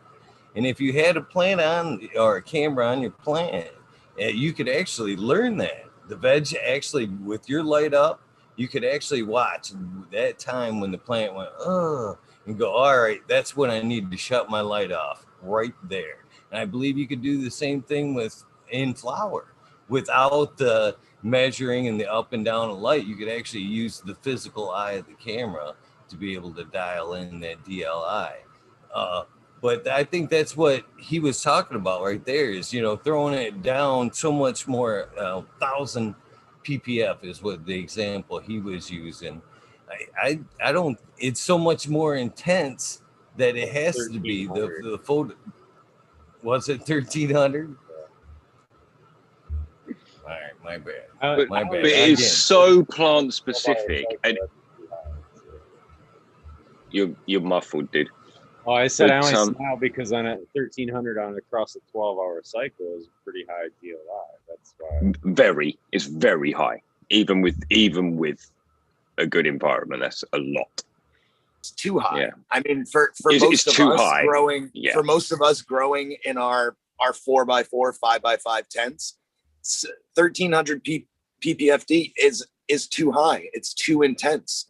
You know, you have to have an environmentally controlled room to utilize that intensity of light. I think this study kind of proves opposite though, Cheddar Bob. Even having all the EC want in the medium and having all the CO2. I mean, CO2 is really the determining factor on a lot of that. But having the EC there, if you don't have the CO2 to pump it, you're still in the same boat. You know what I'm saying? Like it all has to match, and it all has to match that daily light interval. And how you get there also matters now too. Is what the point of that whole talk is because if you're doing a 10-hour day with super intense light, it's already you're not going to do as well. Less What plants biomass than having a were they using cannabis? with a lower ppf. Was this a cannabis No study? No. And yeah, different strains, certain strains are in intense sunlight. It's probably different strain to strain, I'm sure too. Well, it is. They ran different strains. They ran strains that are known to be full sun type plants. Ah, okay. That were more like known to be like shaded type plants, and I'm right. Species and all that, whatever. But what they found was it all hold true. The shaded plants saw a greater division under higher intense light than what the sun. So the sun-loving plants were genetically capable of handling that more intense light better than what the shade-loving, which is obvious. Makes fucking sense, yeah. Sense, but it's because of that process of they're able to process that photosystem too faster than a shade-loving plant is, and that's what they were getting at. It's about finishing that process of the electron chain transfer. So when we go to flower, plays into that at all. Well, spectrum plays into that definitely because spectrum is what triggers the photosystem too. Everybody refers to some of them like what was the name? The red above 700 or 730. 700. The far red, yeah. So having a full spectrum is going to make the plant more efficient.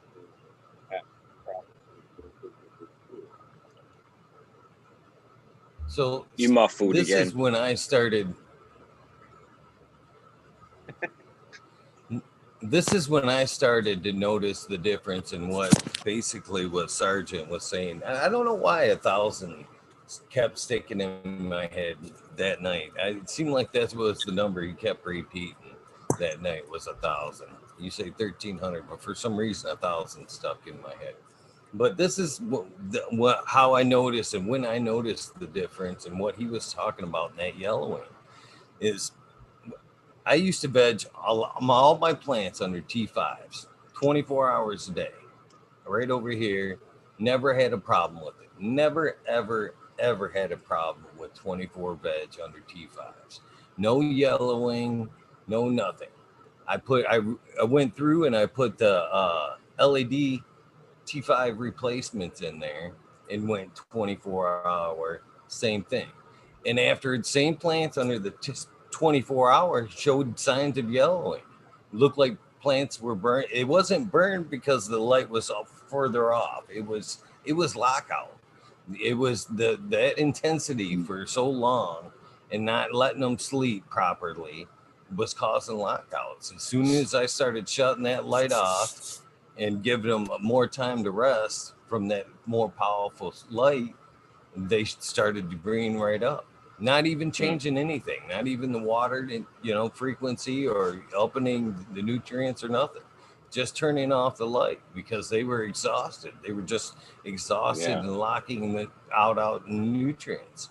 And I think that's exactly what when Sargent was talking the other night, when he opened the intensity, I think that's just it. I keep reverting back to that. It's just too much, in that small space. You can't hammer down in a 4x4, even in organics, cocoa, or whatever. That light, it's too powerful. They need to be dialed back or picked up. You have to learn that sweet spot with that light. I think the examples that they're using, they just haven't figured out that sweet spot, or even like we're talking about that spot a time of day. If you're gonna push them that hard, you need to know that sweet spot, like I was talking about, that instant where they're just knocking out. I've had enough. But like you're saying here, an example, that's you're not necessarily getting the fullest because you smack more light at it. You're not getting the fullest. It's more accurate to say dial it back and get a more balance of light and sleep. You know what I mean? I think that's what you're trying to say. And I think that's what they're not figuring out. They're dumping more light, more intense light at it. Wow, I've got more PPF, more PPF. Well, the plant only needs so much of that fucking intensity, and then it's shutting down, and they're going, well, why ain't this working? It's burning, it's locking out, it's deficient. Well, it's had too much. You're putting too much of it out. I don't think we've learned. A lot of growers have learned that learning curve. Now you're gonna make me. What's that, Smiley? And the thing is,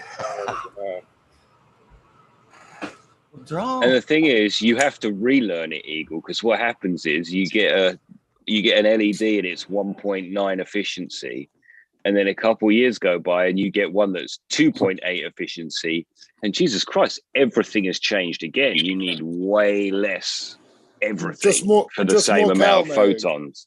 That's all. Just more CalMag. Fix everything, boys. What are you guys doing?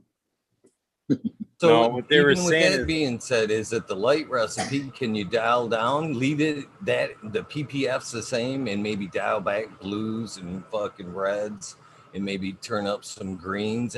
Can the light get smart at that point? And fucking, that's what we kind of need, is a light that can read. Ooh, it's had enough. Now I need to dial back the blues and reds and put down some greens. You know what I mean? Mix up make it more gentle for the plant for the rest of the light cycle. That would be something. That's what I think eventually it just locks out. Another route to put the photons in, kind of thing. Yeah. Yeah. Well, what he was getting at is they were looking at the efficiency of supplemental lighting for greenhouses.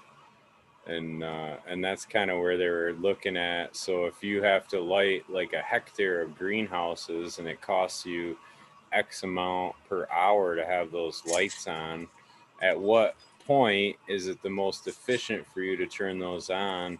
And at what point is it the most efficient for you to not have those on? And that's kind of what they were getting at, is so and I'm making these numbers up. Don't quote me on them or whatever, but I'm just using them for an example. But at like say 500 ppfd, the plant was really efficient with that light, and it was converting like whatever 80%, right? Well, then when you go from 500 to 800, that next 300 ppfd, it's only 60% efficient with. Now, when you go from 800 to 1200, these are just examples. They're just fucking examples, right? But as you up that, now it's only 30% efficient with that extra amount of lightage. So the higher you go in PPFD, the less efficient that plant is going to be able to convert that. And that's what the point was. So what they were getting at is at what levels should we go? We need to kick lights on because it's profitable for us and we're going to see an improvement in biomass at the end. Or when should we not run those because it's not profitable for us? We're not going to see an increase in biomass enough to justify the cost of running the extra lighting. But there was no elevated CO2 in any of that. Yeah, so they were running the same environmental controls for both things. They weren't fluctuating to compensate for the higher PPFD, which is what you would do by raising the temperature and the humidity and adding CO2 and for the higher more newts to the Well, they do any of that? It's not so much about newts. It's about, if like in a living soil system, if you have your bed set up properly, everything's available. But yes, if you're feeding salt-based nutrients, then you will have to feed more nutrients because of the uptake will be more. But in that study, it sounds like they were just running a baseline, whereas though with higher PPFD, it can be compensated with proper environmental adjustments. Yeah, did they talk about that at all, Smiley? Up to a point, don't take me too far, but up to a point, you can, I mean, higher PPFD can have great results when the environmental controls are adjusted as well. Right, but But I still think the daily light integral is a big part of this. I don't think by changing the environment, you're going to add the more you're going to allow for the plant to have more daily light integral. I think there's a maximum. Is that right, Smiley? Well, so it doesn't matter which way you attack it. In you're not There's flower, absolutely going to be a point where it ends, but in flower, I think you can push everything. More light, you need more food, you need more heat, you need more humidity. You can bump things up, but yeah, eventually it's going to be too wet and fuck everything up. Well, Anyway, guys, I'm falling the fuck asleep. I got to peace out. Have a good one, everyone. Cheers, guys. Good to see you. Good seeing you, Boom. Thank you for popping in, brother. So in flower, you can't run cannabis on a 24-hour. Yeah. So you need that photo period, except a rudialis, auto flower. But in veg, cannabis doesn't need a dark period. And it doesn't have anything to do with the DLI. It does not. It has to do with the intensity of the light if you're having issues. But during veg, cannabis does not need a sleep period. Why do you say that? I agree. It might not need it, but it that's lights where I'm it's fucking plant up biology. with the LED. I think it lights it. Cannabis is one of those species of plants that does not during veg. So Cheddar Bob, listen, I want to on. speak on. Hold on. I want to speak to that. Hold on. I want to speak now. Sorry. What do you think this is Cheddar your Bob, show, Eagle? Right? No. This is the wormhole. This is everybody's show.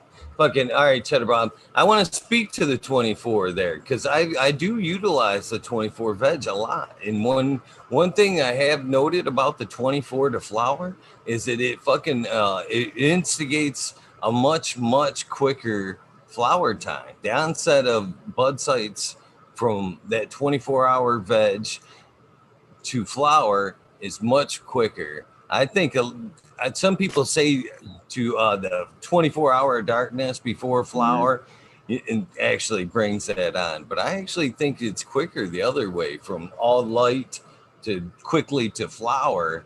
Eliminates a lot of stretch, and it actually, quicker buds. Starts throwing buds much quicker.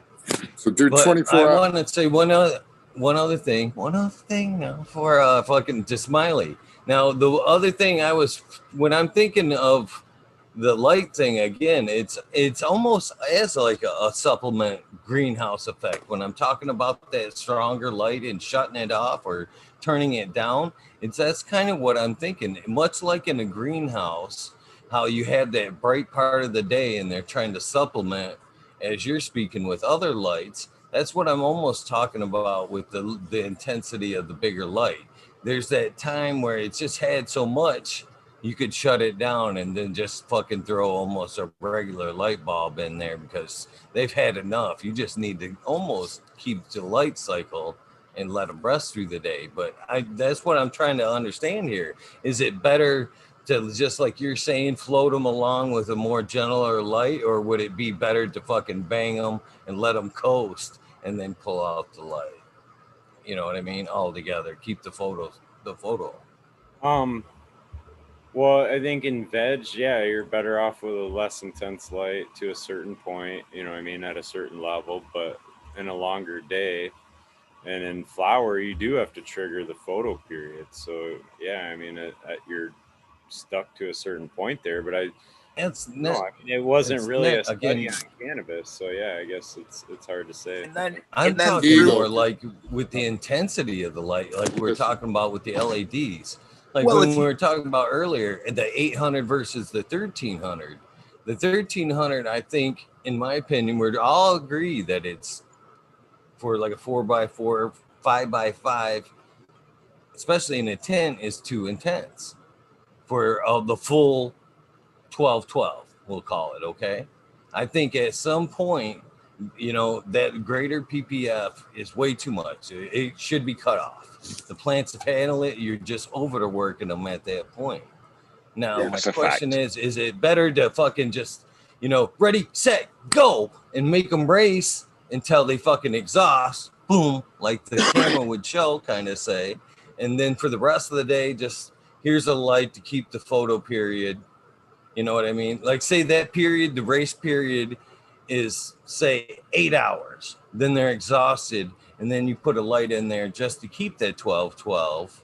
Or is it better to, like, you, in your instance, is a comparative for a few days ago, the 800, and just let them jog all day? You know what I mean? 12, A yeah, all constant, day. consistent, you know what I So, mean? ideally- That's my Feels right. question. That Which would be study- better? Eagle, according to that study, it's going to be better off to let them jog all day. And ideally, I mean, That's my question. if you're really trying to mimic their biological cycle, the sun doesn't come up all at once at its highest point, right? So if you have that time, I mean, like California Lightworks and I think Photon Tech or Yeah, the St. Duchess was talking about that on the show. Lumatech over in the UK, Green 13, they have controls now that start your lights off at a low PPFD, and it mimics your daytime. It builds up, it builds up, it builds up until it peaks at a certain PPFD, just like the summertime, and then it starts to fall off as the sun rounds the earth. And that's kind of what Peppers was getting at. Is his does that? It starts off low and it peaks at 1300, and that was my whole point to him. Is, well, that doesn't account for the DLI, the daily light integral. You still have to average that, and you still come up with a daily light integral number. It's PPFD based across time. That's all that is. And like, whether you're doing 500 in the morning and a 1300 in the noon and back down to 500, if that all averages at 800 ppfd across whatever you did, it's the same fucking thing. You know what I mean? Well, here's the thing. I don't think it is the same thing, because if you look at outdoor cannabis, the cannabinoid profile, the terpene profile has a much more vast range than indoor grows. And there is a time where the plant has to wake up. I agree with that. And to me, thinking about that is, so at the morning, you're at a certain PPFD. So certain chemicals and such are triggered at certain PPFDs. So then you're building different things than just smacking it with 800 PPFD first thing. You know what I mean? You're not giving it a chance. You're not giving it a little bit of a chance to build. Sorry, no worries. But even that, probably the morning sun is probably more than the PPFs. More than 800 PPFD. Yeah, but let me just say, listen, the 24-hour thing, if you're in living soil, there's more life in there than just your plant. There's studies that prove that it's bad for the biology in the soil to have 24 hours of light. I don't know if it's because the plant's doing something or if the light is doing something, but yeah, they say it starts deteriorating that microbe life in your soil. Actually, I could probably find maybe the photoreactive bacteria and such, but I mean, inside the soil, the light's not penetrating very much inside. It's not penetrating something though. I mean, if anything, it would shoot that theory in the it would be drying the soil out. Go ahead, Eagle. I'm just saying, doesn't Alaska, one of the most beautiful, luscious areas in the world, have like three months of solid daylight? So doesn't that kind of? I mean, I'm just for argument's saying, Tao's saying that the 24-hour thing. I'm because I'm curious. I never even considered that, to be honest with you, Tao. But yeah, well, I guess you're right. Grasses and stuff keep it from the light up there, but they do get a large amount of light there. Well, yeah, but it's different intensity too. So now you're talking a different, that DLI might still be the same across, I know there's areas that get full 24-hour light up there, but it's not all of Alaska, I don't believe. But even if you get 20 hours of light, you know what I'm saying, it's still And that DLI is kind of the equivalent of it, right? Whether that equates your time on time and your light intensity. So, however you change those variables, you just change your DLI. That's my point. You know what I mean? If you change intensity, it changes your DLI. If you change time, it changes your DLI. Yeah, and I can run my room however I want with CO2 at whatever level and whatever temperature and so on. And I have dialed things back from trying to run at the bleeding edge. I just have found that plant health, unless you are so on top of it, the number one thing we do as gardeners is look after plant health. And if you're constantly putting it on the edge, actually you'll lose biomass out of pure bad.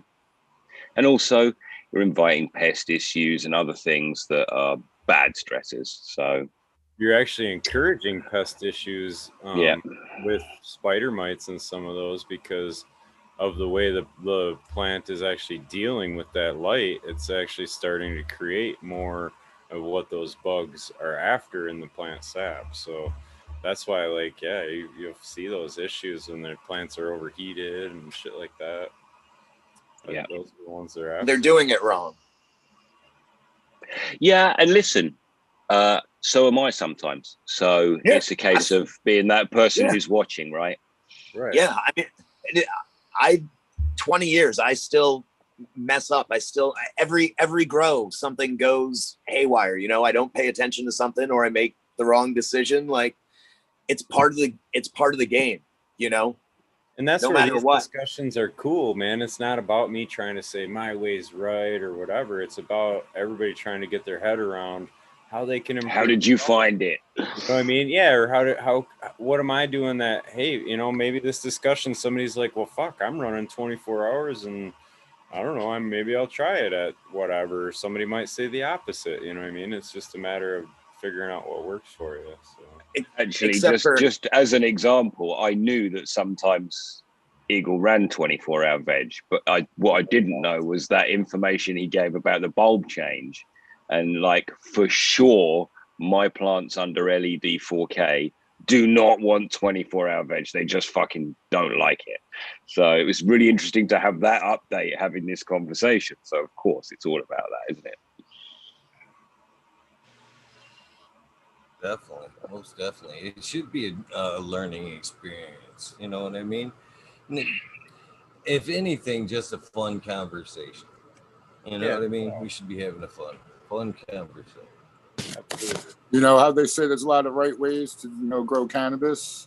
That is true. But if you want the best way, you guys will just copy whatever I do. I'm just throwing it out there. I already am trying, man. We're both East Coast. We're both East Coast, so you can really just copy either one of us. We already know your There you copy go. anyway, because he's from New York. So Where's that? where's that?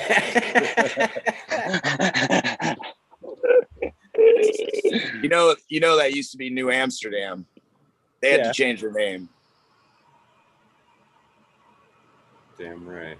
Where I am, it's Amsterdam, legalized area, 1,000 foot radius around my being. You guys can smoke all the weed you want. Thanks, man.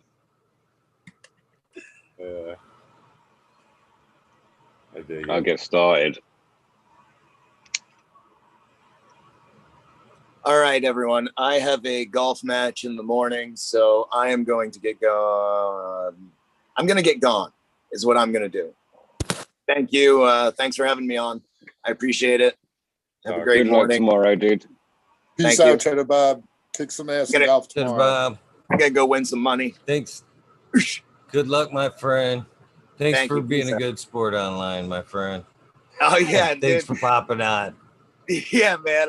It's fun. You know, I really, I mean that about the connection with everyone during these times. It's important. And I'm really happy to have all of you guys, be in this part of my life. So I appreciate you all. Echo that, my friend. Yeah. And all of you in chat, like it's great. And when I give you shit, it's because I like you. If I don't give you shit, be worried. So, Same here.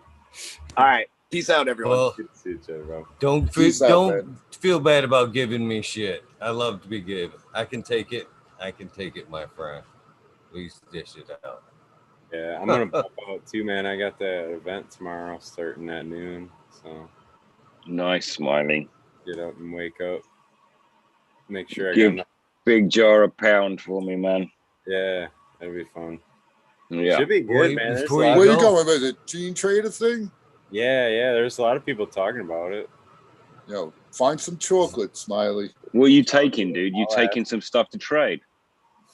I didn't really. I guess my brain doesn't really picture that as being the thing, but yeah, you're allowed to bring like up to 6 clones to trade, and so I'll probably grab. I got a little cigar case with the seeds I made in them and shit. I might just grab that and bring it along. I don't know. Let's see. Is there anything you got you're hoping to score tomorrow? I really don't have nothing on my chocolate for Tao, so I can send them some chocolate stuff. But I really don't, man. I just am going to say hi to a bunch of people. I know a bunch of my breeder friends are going to be there and shit. And yeah, it's just going to be cool hanging out. Seeing, I'm sure I'll probably pick something up.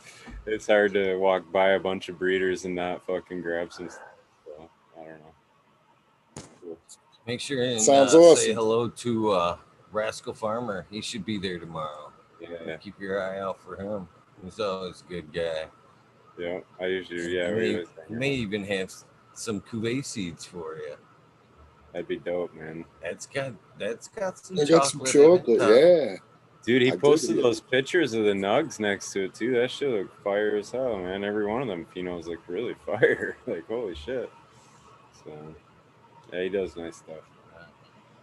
Cool. Well, peace Well, out, have a good time, everybody. my friend. I will. Have a good one. Peace out, Smiley.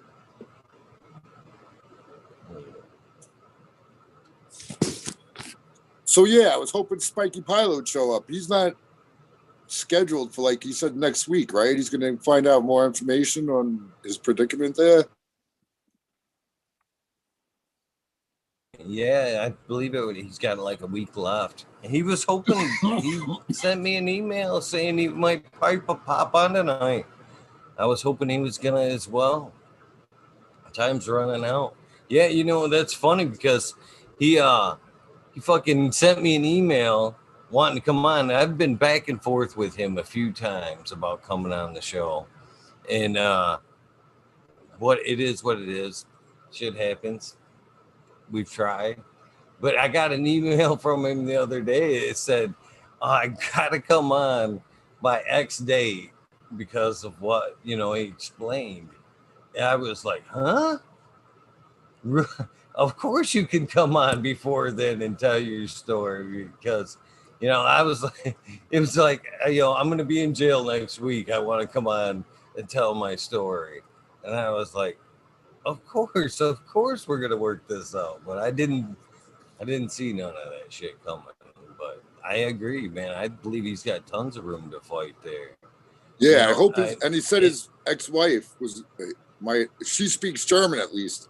Man, I couldn't see being in another country and not it's got to suck, man. It's got to be frightening, actually. Right, and now they're all racist against anyone who don't speak German, and because of the EU thing, they ditched the fucking EU, so now Germans hate the fucking English now, apparently. And also the vaccine thing, man. Like, the Germans really fucked up and we really got our shit together. So now there's this whole weird fucking, that's not good because, it's just not good. So what's weird about the vaccine type thing? Come on. So I have multiple things, and again, I honestly hate talking about this because I'll put this shit right along with things you don't want to talk about with friends. You know what I mean? As far as like religion, politics. Yeah. You know what I mean? This is one of them subjects, really. Religious Yeah, so, sports. Yeah, because you don't I'm know what the other dancing. person's gonna say.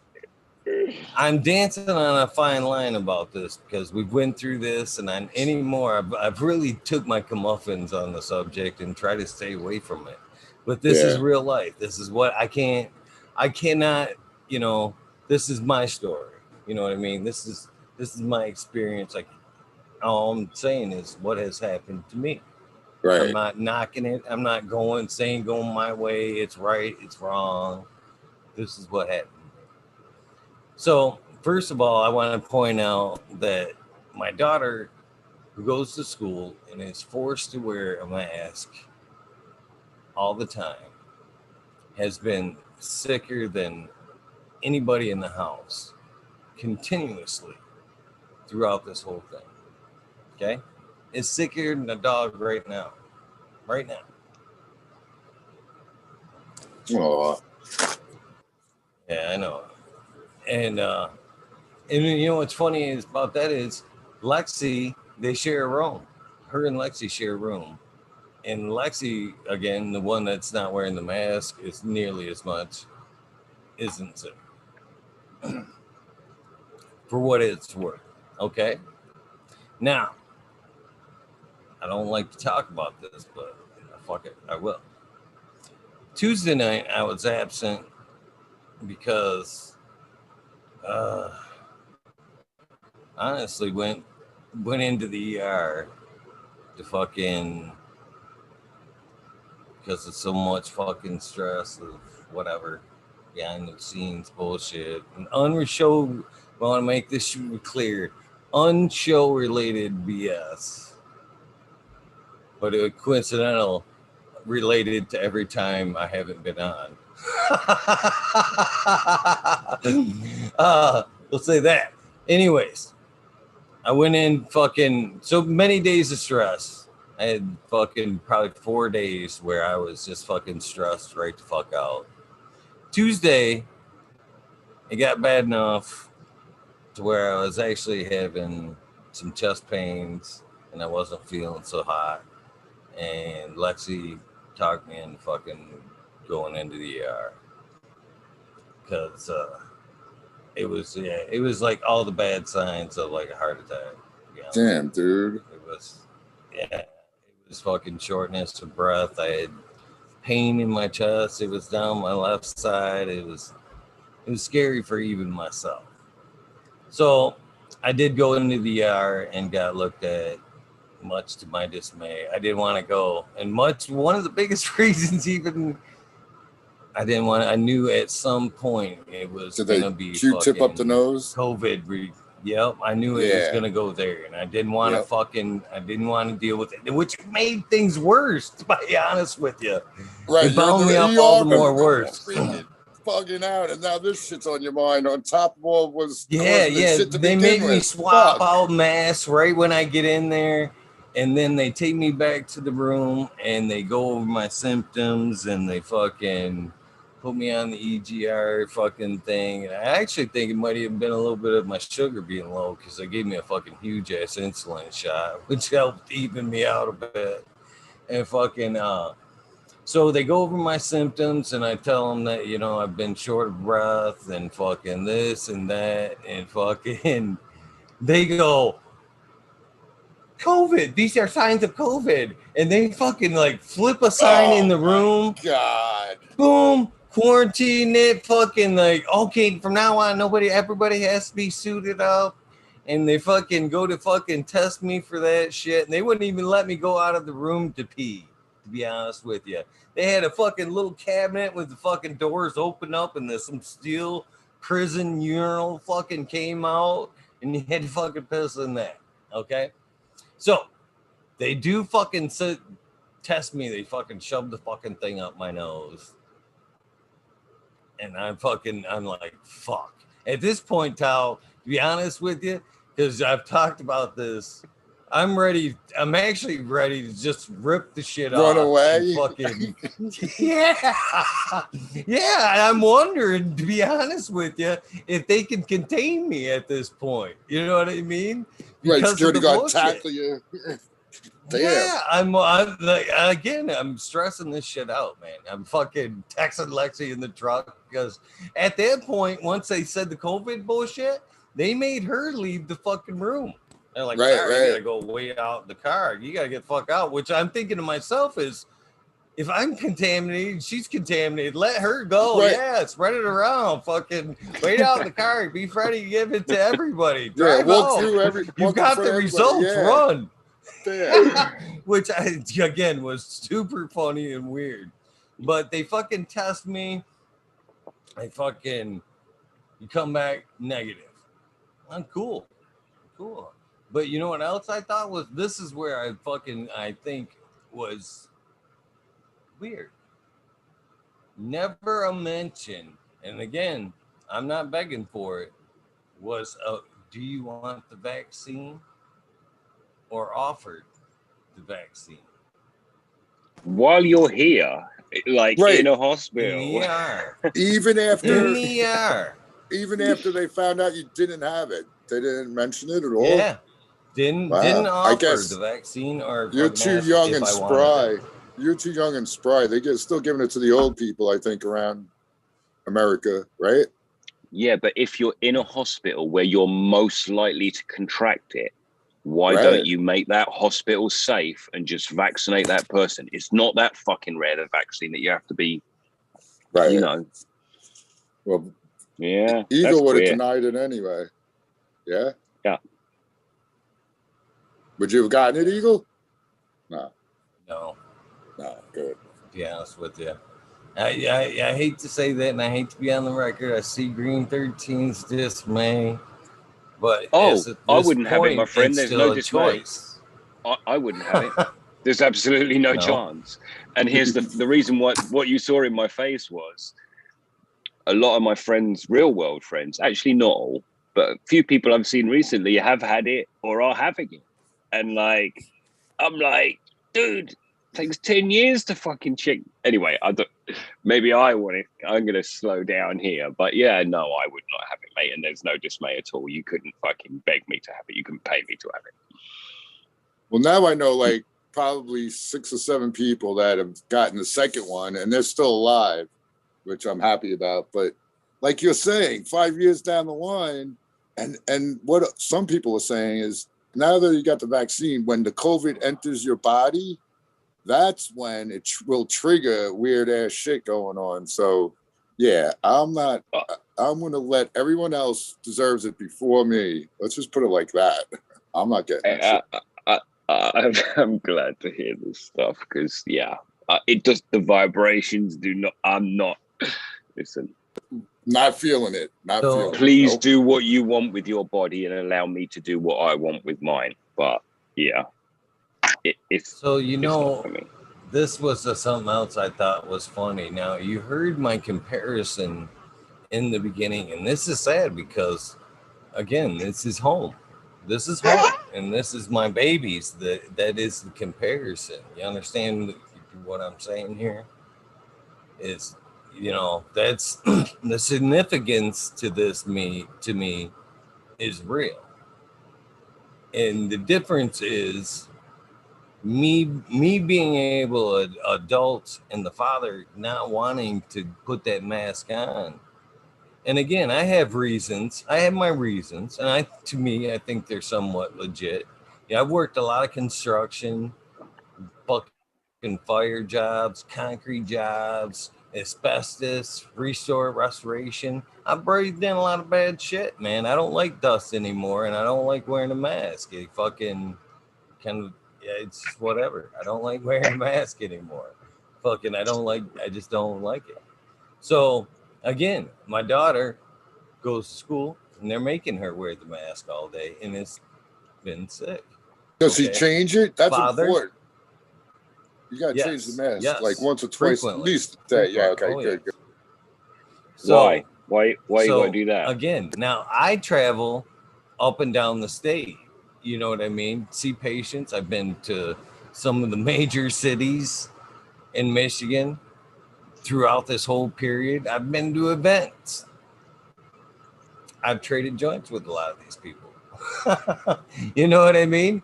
And again, never been sick through this period and fucking didn't test positive for it the other day. So, you know, My one Is it- crazy friend said he tried getting it. He freaking, it's like, I went to the store, I grabbed the handles, I touched everything in the store. It's like I fucking scratched my nose, picked my nose, all that shit. He's like, I couldn't get it. So I think if you're scared of it, you're more likely to get it than if you're not afraid of it. I don't know how that would work, but for real, everybody I know you think that like a placebo, kind of like that, I don't kind of know. almost. It's You're in your almost head, Well, man. willing it. more like compromising your immune system by worrying would be. Yeah, would be- probably. yeah. But like you're saying, Green 13, my one buddy was scared. I hated it. I hated when he came over to visit because he was like, it was so weird. And he got the shots. Now he's like, I'm coming over. It makes tonight, we'll me fucking smoke a nervous. joint." Yeah. It makes me nervous to be around people who are clearly nervous about Yeah. the thing. Exactly. It's weird. It's so weird. So but everyone's dancing a bit, and it's like on eggshells. it's not that I Yeah. don't give a shit. I'm happy to be careful. We don't have to shake Right. hands or kiss, but Right. That but I'm not standoffishness is frightened. weird. Yeah. Yeah. But yeah. Johnny Candace, good to see you, kid. Yeah, I got done with all my grow work. I chopped down two trees today and transplanted 10 plants. Nice. I was busy. Busy I was boy. running around, cleaning things up. I finally got everything done, and I figured I'd step in into the last bit of the conversation here. And today I went to a store to get some stuff, and I walked in without my mask, got all the way in there, and I'm doing my thing and looking at stuff, and someone came up and they said, "Hey, do you have a mask?" And I said, "Oh, dang, I left it out in the car." And he goes, "Can I get you one?" And I said, if you feel like you need to, sure. So he went and got me a mask, and so I had a mask. No big deal, But I wore it for about 2 minutes while I was in there, and I walked out. And the thing about wearing a mask all the time is that you're regurgitating your exhaust. Carbon monoxide. Yeah. So it's like sitting in a garage with a car running. You're going to get sick, Or at least not be as Actually- healthy as you could be. Yeah. I Exactly. felt guilty as shit the other day, man. I was in the grocery store, and again, to each their own, and hopefully, it's such a weird time. And hopefully this doesn't change your view. But again, I was in the store without my mask, and I was standing in line. Sweet old lady in front of me. They're talking about, the times. You shouldn't even say the word, to be honest with you, especially on this, because of the channel. But she says, "I hate wearing this thing. It's so hard for me to breathe." And I looked her in the eyes and I was like, "Take it off. That's why I don't wear mine." You know what I mean? It's sad that, here she is struggling through it and I'm not wearing mine. That was a bummer for me, but I'm like, if it's hard, obviously hard for you to breathe, then you shouldn't be wearing it. You qualify. You qualify. Take that thing off. It sucks. It's a sad time. It really is. Especially with throws a wrench for argument. Right, a division. But you know what? Everyone who wants the vaccine will get it eventually soon, and then nobody will have to worry. If you get a vaccine, then you're safe, and if I don't have it, you're still safe, and I feel safe myself. So we could all just hang out and not worry. Hopefully they'll get. That's what's going to happen. And then because if they start saying everyone has to get the vaccine, then there's an issue. But I don't understand why anyone who could get the vaccine would want to force it on someone else. If you get it, you're safe. You shouldn't be trying to force other people to get it. There's no need. Hey, what do they call those things that they put on trucks to slow down the carburation? Governor? Governor. Yeah. So isn't that what a mask is? It's a governor. It's slowing down your carburation. This is your engine. Your carburetor is your freaking lungs, your mouth. Yeah. You know, it's a governor. But They're like I trying to was saying, slow us down. like you were saying, Johnny, if you only have to put It's it your on for bailout. 5 minutes, 5 minutes is okay. But That if I had to doesn't wear it all bother day, I would quit my Yeah. job. If they told me I had to wear it constantly, I would be like, nah, it ain't Yep. happening. Yep. The only time I ever wore it when I was at my work was when I was spraying some oil-based paint, and I needed to have an actual respirator on. Yeah, real Yeah. one. Not none of those fake. Yeah. Those, and they're not even like, they're really not helping for real. I mean, No, they're not. it's all in with their head. Even with the respirator, when I was in there working with the respirator on, I still got fumes in me. Not as much, you know, but it still did what it was supposed to. At the same time, you know, I got dizzy. I mean, because when you're spraying oil-based paints, man, that's volatile. You know, this is the way I feel about it, and I just thought about this, to be honest with you. You know, this should be alarming on multiple levels because think about it this way, like as in a theory of evolution. You know what I mean? Think about it this way. This is a critical point that alarm should be going off. If this is that bad, really, this is a critical point because we no longer, as a species, are able to survive on this planet on our own without artificial means. You know what I mean? We have not adapted to survive that's our not true. surroundings. That's what they're trying to scare us into believing. That's what Eagle. yes, Tom. That's Right, what I'm okay. saying. That's what I'm saying. I'm on your side. That's what okay. if the things were that seriously that bad, we as a species are fucked. A vaccine and all that might slow us down, but we as a species in general have not adapted to our environment. The environment has won. There was a guy. There was a basically. I mean, think about that. Think about that for real. The ex-Pfizer, an ex-VP of Pfizer did a thing on the COVID explaining how he sees it. And, you know, he was the ex-VP of Pfizer. He's like, I don't understand why everybody's getting all crazy. He's like, at the very onset, there was probably about 30% of the population that had immunity to this virus because they've had similar, SARS viruses, in their body before. That was his first point. He's like, probably 30% of people will never ever be able to get it already. And then he went on to a whole bunch of other facts and figures and shit. But it's not just some Joe Schmo, it was, I have the clip. He's old, like these old people that have nothing to lose and nothing to gain, talking the truth.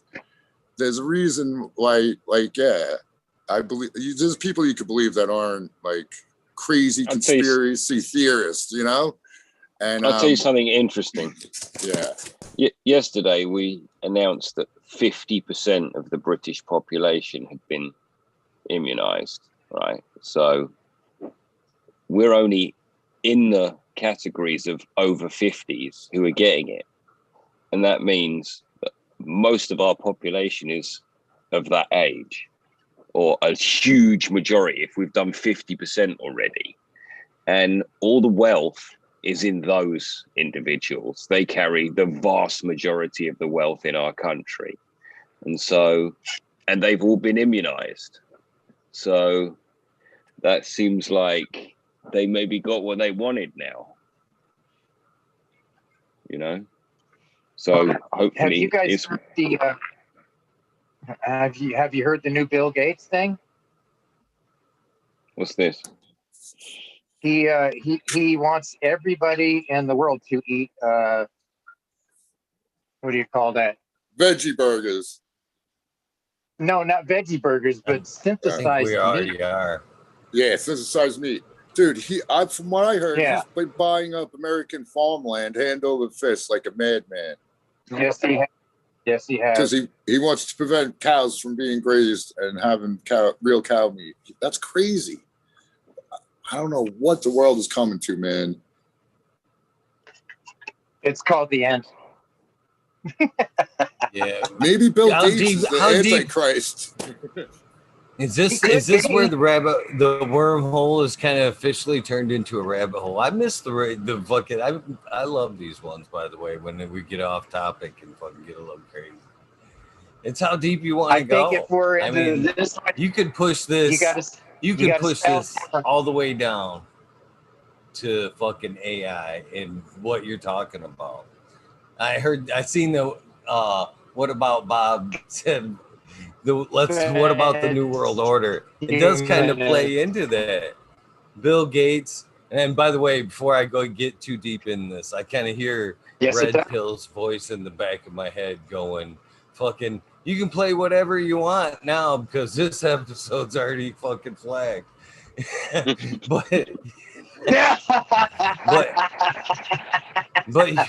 but you're right. With the, Bill Gates buying up all that land and stuff. I mean, think about this. A grand scheme of things. Super conspiracy theory here. I've already kind of led myself down this road anyways. You already get what they're pushing towards you. That's going to end up leading and helping usher the way to the digital dollar because of the scare of, contaminated, dirty money. They're going to go, oh no, we got to get rid of that. It's got to be digital. You got to fucking, the only safe way, get your shot. And then it's going to actually get worse to that, to where, and now, people have to stay home and they're going to go, oh, now we have to have the AI to survive. We're going to have to push this full tilt. Full tilt, yeah, and then fucking that shit tabs the 5G. You guys are. It's all put in place. But Now, if you stay again, home and all you can do is fuck, all you're going to do is make more children. And then we're just going to have houses full of people who can't leave and all rely on AI. How are we even going to feed them? You guys remember that movie with the robot that ran around cleaning everything up and animated in a spaceship? All those fat people up inside there. The ship got off balance and everybody slid. Remember that? I don't know if anybody. I'm trying to remember what the name of it is. It is. So that's what we're going to end up being like.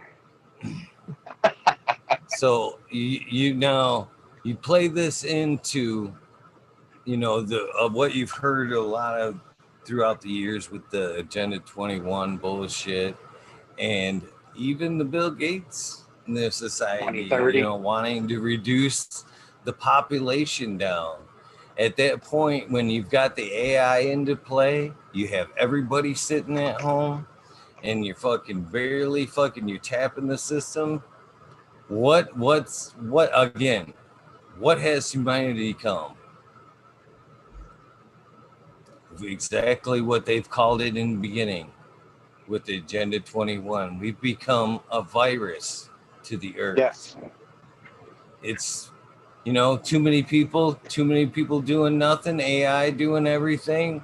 If you're not contributing, if we're not contributing to the system, where we actually pull. We're going to revert to the movie Demolition Man. Yeah, it gets that whole conspiracy gets super deep and super crazy. There's so many shoots but yeah, all of them play into each other though, into the with the reduction of humanity.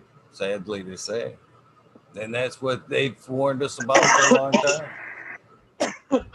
Believe it or not necessarily calling this self-fulfilling truth, prophecy. Good cannabis wormhole fun. This is all for fun conversation. You can believe into it or not, or you can join into the conversation. Or Too late to whatever. do a disclaimer now, mate. Hop on, hop on. Hop on, hop on. Very Yeah. true. Very true. Yeah. Oh, But yeah. that's one thing Yeah. I've always loved. I've always loved a good conspiracy. I've always loved one. Just, I always for like trimming purposes or just good fun, nothing to do but smoke and watch something.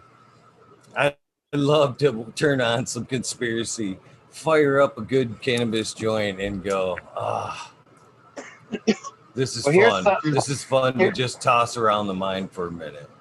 Here's something I heard the other day. In underneath the South America, they have a whole subterranean tunnel system They have it under that America.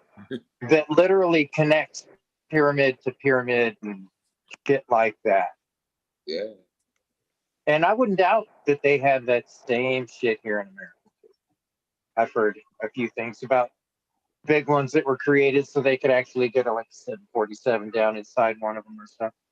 Yeah, from the Denver airport to New York. You get a train, takes 5 seconds. What? Underground train. They already got that. That's what I'm saying. No, but I think there's shit in Antarctica. I think that's the real conspiracy theory. There's something happening in Antarctica, Eagle. If you want to research some conspiracy. Antarctica is hopping right now. There's something going on there that they don't want us to know about. Since when Obama, where the aliens are reaching that fucking inner Earth. That's where the inner Earth is. When Obama was president, they had some big shindig there, and only like all the leaders of the world visited Antarctica that one year when he was president. And I remember that. Yeah, they didn't talk about it. They didn't say what it was all about and stuff. And there's stories from World War II that the Nazis had submarines. COVID bat factory. That the Nazis had submarines that went underneath in the ice somewhere and literally found the portal to the subterranean world there. With the like, I don't know if they would be aliens, the underworld people, whatever. I don't know. Well, that could go either way, who you're calling there, but there's definitely there's something under the ice. There's definitely and a whole the first guy the first American guy that they sent over to fly over Antarctica, he came back with reports that once you get past a certain area, it's green and lush and it's not covered with ice. Yeah, exactly. Johnny knows.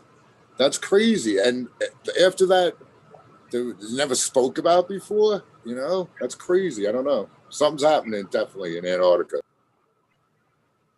Who's to say that the ocean isn't like a big greenhouse, like basically, a shell. Sun can go right through it. Basically, the bottom, they got some dirt covered, and you never know. You never know. Are they light dipping down there? They light dipping down there with a little bit of dirt? Who knows?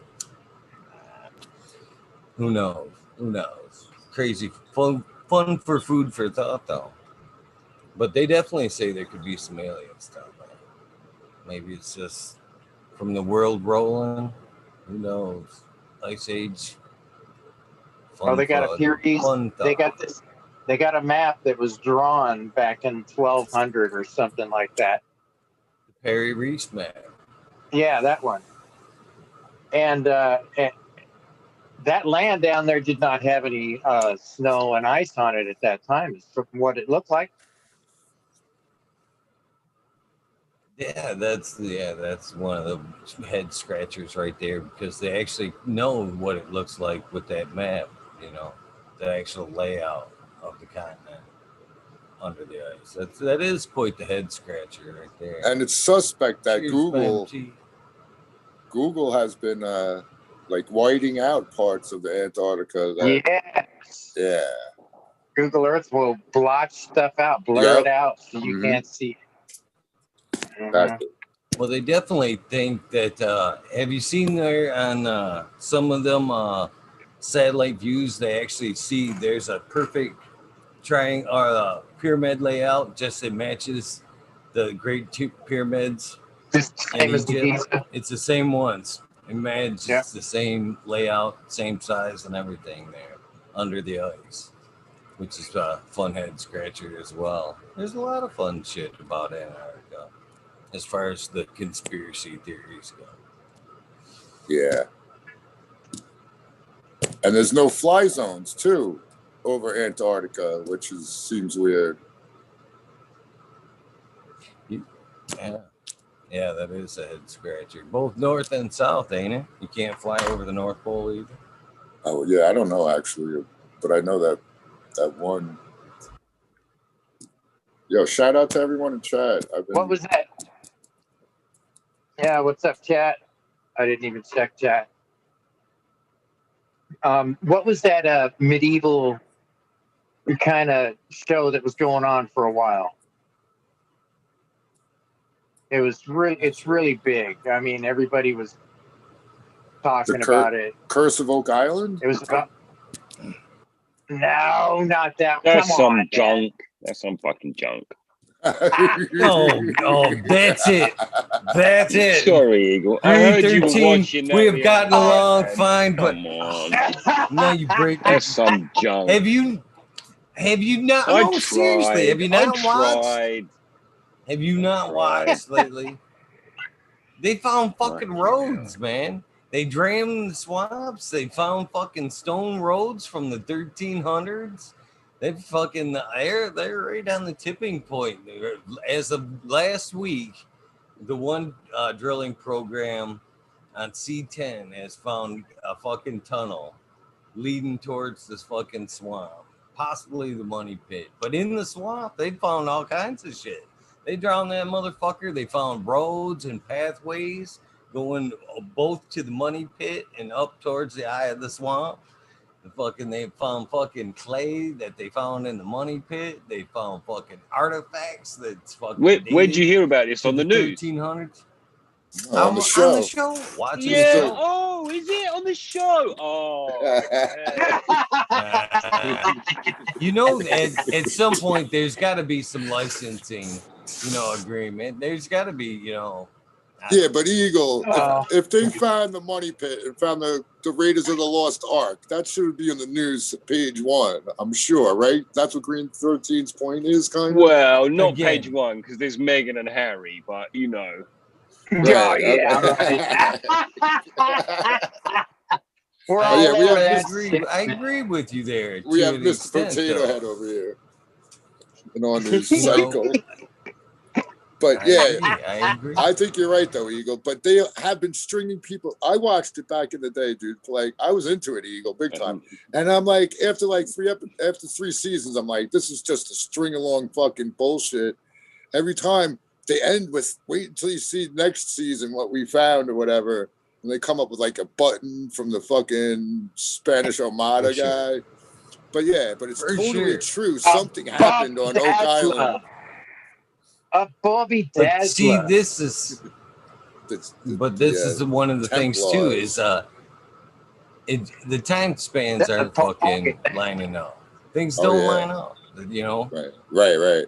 Even if they did, I hope they find it. so even if they do find something that fucking threw everybody off like that, do you really think that you would hear about it instantaneously?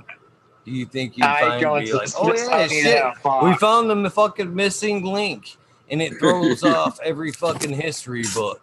Do you think they're gonna fucking find that, or do you think they're gonna sit on that and go? They have that. It's in the Vatican Library, and they won't let anybody see the beginnings of the Anunnaki's history and stuff. So you're right, Eagle. They've been hiding it for centuries.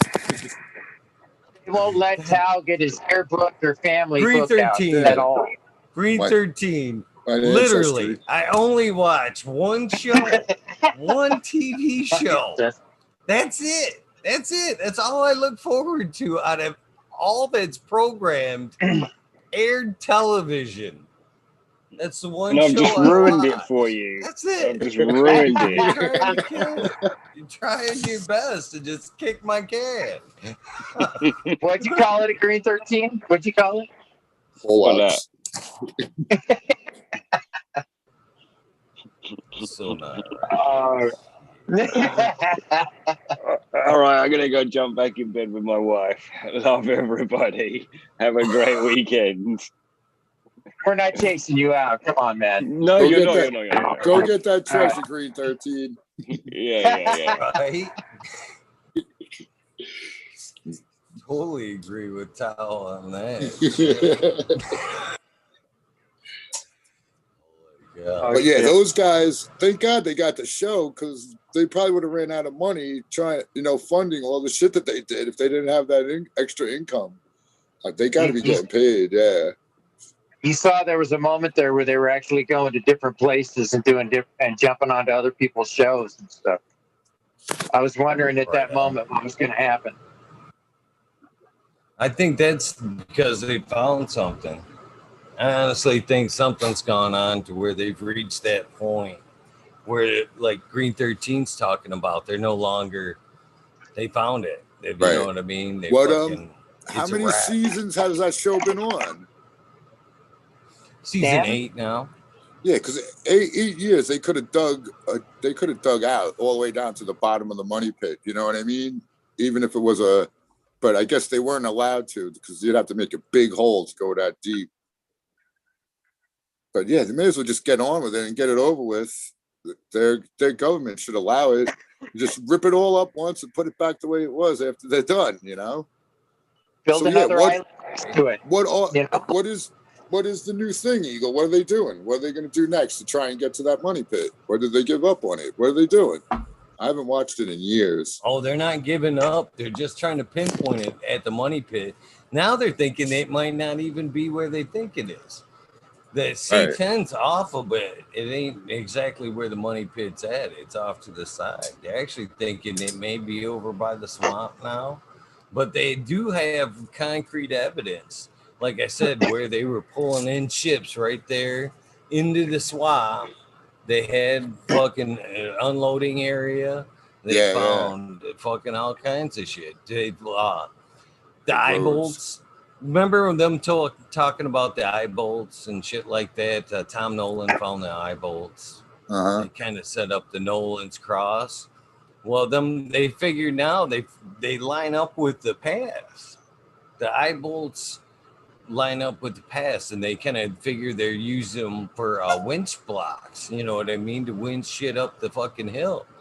And they've all come up to the assumption now, especially the one path they found last week. They're like, there is no need to put in a stone path or walkway or road up into this direction unless you're hauling heavy stuff. Shit. Yeah. There's that, and especially with the eye bolt, up top in strategic places to winch heavy loads up the hill and around the areas. So it's getting to an intriguing point where like you've toughed it out through all that shit you're talking about, Tal. And I'm right there with you.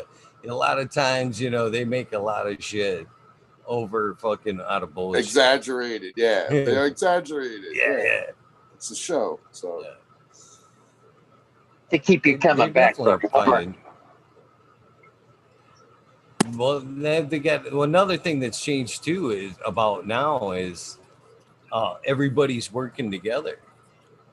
You know what I mean? Before it was, kind of prospector lot on lot. You had, Tom Nolan, you had the other guy, and all the treasures were being divided. Nobody was necessarily working together. But now everybody's on board. They have access to pretty much the whole island. Okay. And they're just they're turning everything over now. Right. Picking up every stone. You remember, what was the one gentleman's name?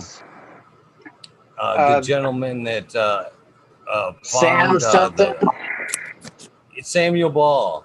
They're even that was off limits. It was like a historical stop. And Yeah. now they've even gotten permission to fucking pretty much turn over everything except the foundation. Didn't they find And they found, a little tunnel over there or something like that? yeah, going to his house. A little tunnel like where Where you did could have that like go to? dropped something at one end and pulled it in through the foundation or something like that. Yeah, well, they I were think that guy thinking. found it all and cashed it in. You know, someone probably found it already, cashed it in, and these guys are searching for. Because that guy found something. They said, right? Because he moved in on one lot, and he didn't do anything. He didn't leave the island, and all of a sudden he bought like 5 more lots or some shit. Right? Is that how it went down? He was a Yeah, lettuce he was farmer. he was Okay. rich, super rich when he Right. died. Right. Yeah. So yeah. But you got to think about this too, Tom. Maybe even if he didn't find the whole treasure, plowing that land, those lots, he could have found a piece of gold here, piece of Right. Found gold some. there. That Yeah. shit fell out of the the more when they were hauling it. Yeah. the more you till, the more you find. He could have found that one lot and dug him that one little garden. Was like, holy shit, man! I gotta keep digging. Fuck it. Cabbage is perfect, man. I'm gonna fucking dig. Fucking Got a why not? Midas I would. card. I wouldn't be surprised if, like, so let's say there was big ships with big treasure getting unloaded. There's probably like minions that are like, I'm gonna take this handful and fucking hide it over here under this coconut tree. I'll come get my share of it later on. People pilfering off of it. You might be right. Maybe there's gold all over that island. I always think about when the Civil War happened, like they went raping and pillaging and shit.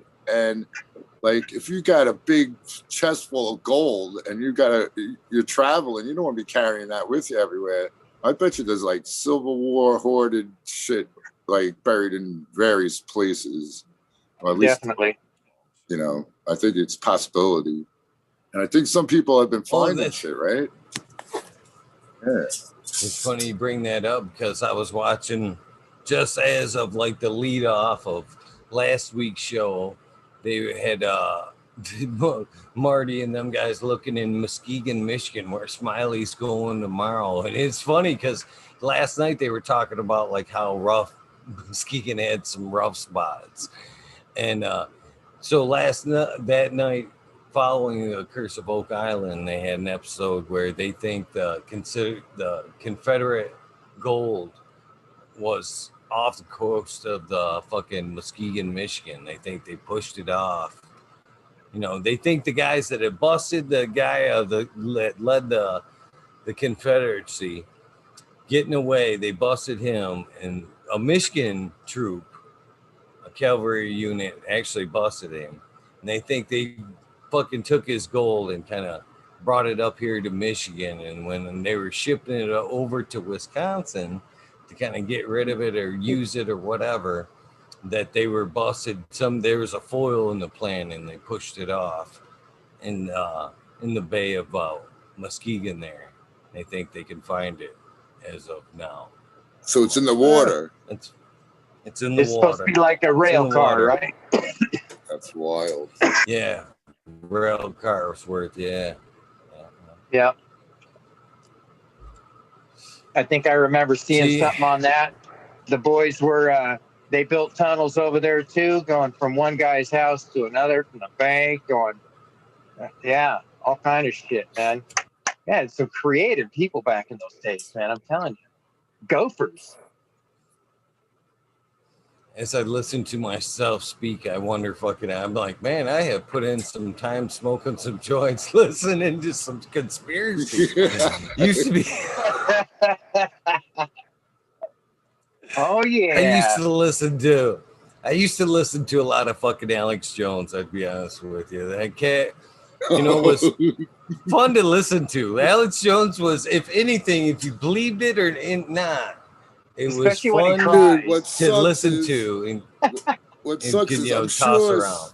some of his shit is like true, but he goes off, bro. What was he talking about the one time with Joe Rogan, bro? Something about, I don't know if it was frogs or aliens, I forget, but it was just so crazy, bro. I'm like, he just sounds Brother, I'm crazy. here to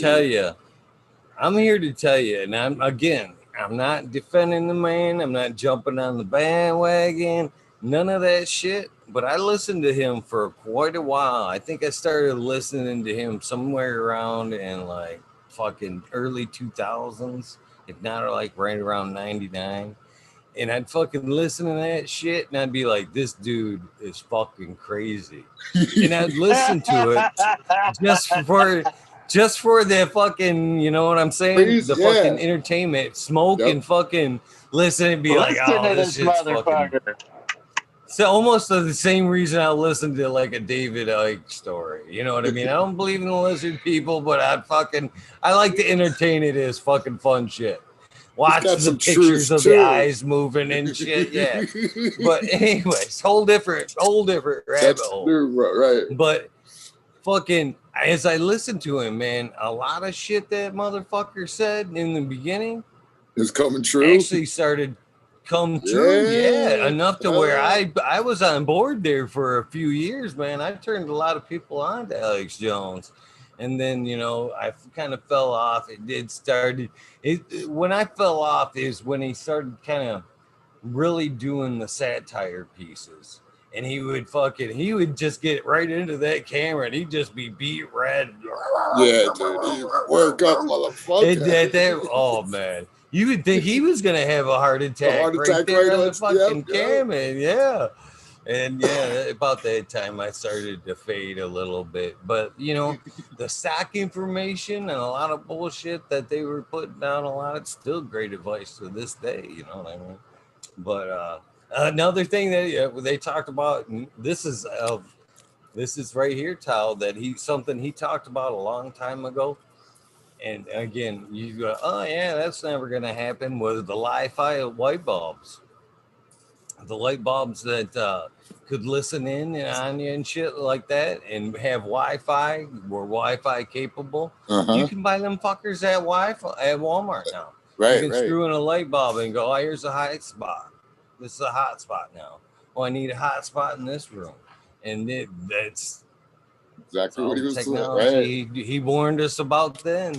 A lot of that bullshit, the internet things that, you know, everything in your house that fucking connects to it, that's another weak point right there. Oh, we're running out of time. 4:19. Anyways, this another weak point right here. Think about this, man. Think about this as far as like the telltale things in your house and the weak spots that, you know, we talk about, hacker spots. They put all these fucking this product that I'm talking about right now that I'm telling you about, this light bulb, cheaply manufactured. You can buy one probably $14-15 at any Walmart. Cheap product, hooks your Wi-Fi, has fucking software in it. Now, who do you think that company is going back and updating on that fucking software? How often do you think that software is getting updated for security? It doesn't. That shit's out of date in a weak spot in your internet and your Wi-Fi almost the second you hook to it. Same thing with your TV. Same thing with the refrigerator that hooks to your fucking Wi-Fi. All these things have software to it, and it's just a fucking product. Boom. Hook it up and go. Hook it up and go. A lot of these companies, they don't give two shits about going back, updating that software for security leaks and shit like that. So around your house, all these little internet of things, these cool little gadgets that's hooking up to your Wi-Fi, fucking don't get updated and become weak spots in your fucking internet. More and more daily cameras, fucking these Wi-Fi white bulbs, all kinds of shit. The manufacturers are forced to put in back doors for the government to eavesdrop on everyone. 420, everybody. It's not even. It's not even whether it's out of date. Stuff like that. It's not that it's out of date. It's incorporated in it day one, dude. To that. Exactly. That's my point exactly right there. Here's a good tip on stocks. Buy gold mines or buying gold or silver mines. Won't go wrong there. Physical silver. That's the key there. own physical silver. I kind of warned Jack Oh. about that the other, or it was red pill. Man, Yeah. missed my red pill. Where in the fuck has been red pill at? But yeah, you got I don't to know, it own hasn't been physical here. silver. Don't own that paper shit. That's what's gone wrong with, like, say, the Fort Knox bullshit. That's they've sold all the fucking physical gold, and now they're fucking selling paper fucking metals and paper metals. People are gonna get fucked there. Yeah, There you go. I'd There's have the the dab gold. song. 2 minutes late. Sorry. Cheers.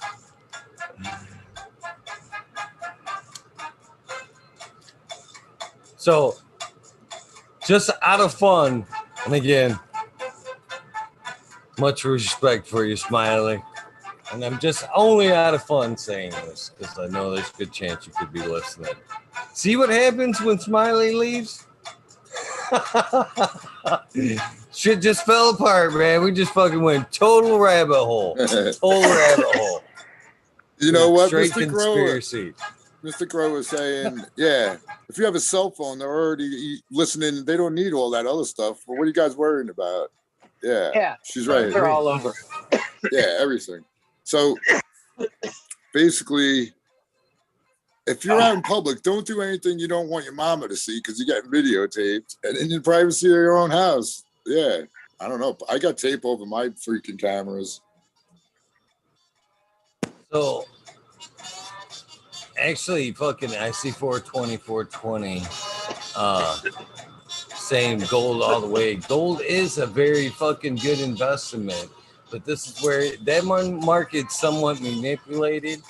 But silver, the ratio, gold to silver ratio is always been in check. Right now, the gold silver ratio is so far out of whack.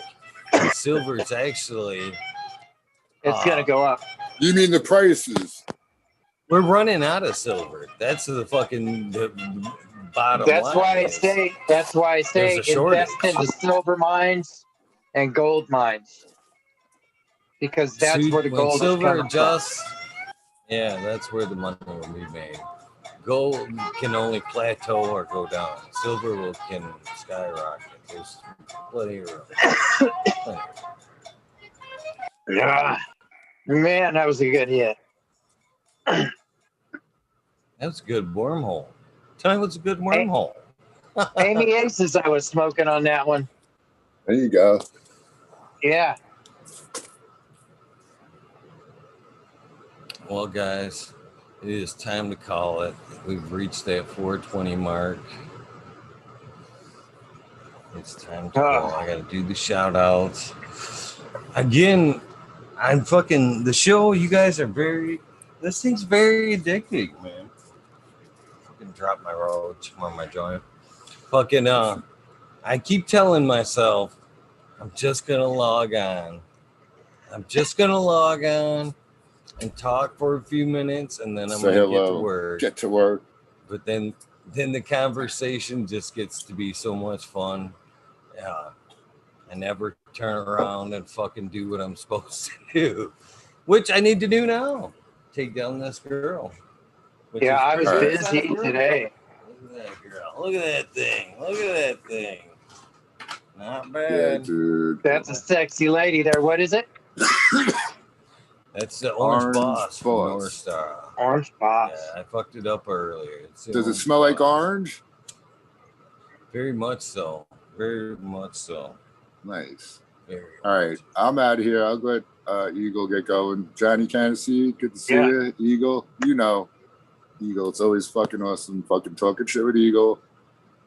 And yeah, so maybe we can all plan a trip to Antarctica, man. We'll plan the 420 trip to Antarctica. I hear under the ice it's 70 degrees. Yep, it's like a sauna down there. Yeah, that's what I hear. All right, guys. Weather. Peace out, All right, all. Eagle. Me too. Peace and love. Always. Eagle. Complete respect, man. Appreciate it all the time. I had to come on and enjoy the last bit anyways, you know. So anyways, chat. Love you. I'll see you in chat just a little bit. See you. Thank you, Johnny. I'm glad you checked in, my friend. I'm glad you checked in. Yes.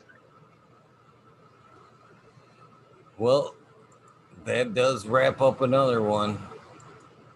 That does wrap up another one. I appreciate you guys for popping in. Ned Denver, if you're listening, I will get you a copy of the shout outs. I should clean it up for you. Can't even see it, but I'm telling you right now, this handwriting is terrible. Terrible. I got to clean it up before I pass it on. I'm telling you, to save us both some time. So with that being said, let's get to the deed at hand. Let's get to the shout outs. Thank you guys so much for hanging out. It's always more than an honor than you guys will ever know, for sure. Find something to head out here. Clear my throat. Now, Denver, there you are. This time I'm going with the juice. I got juice ready and YouTube commercials.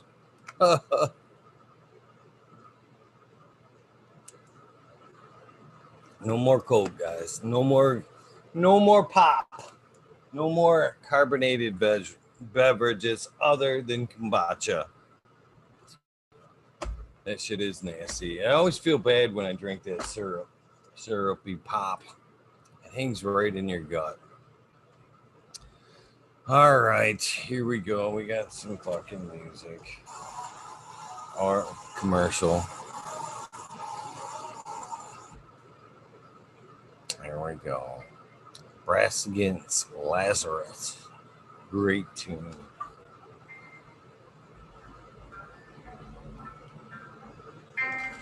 All right.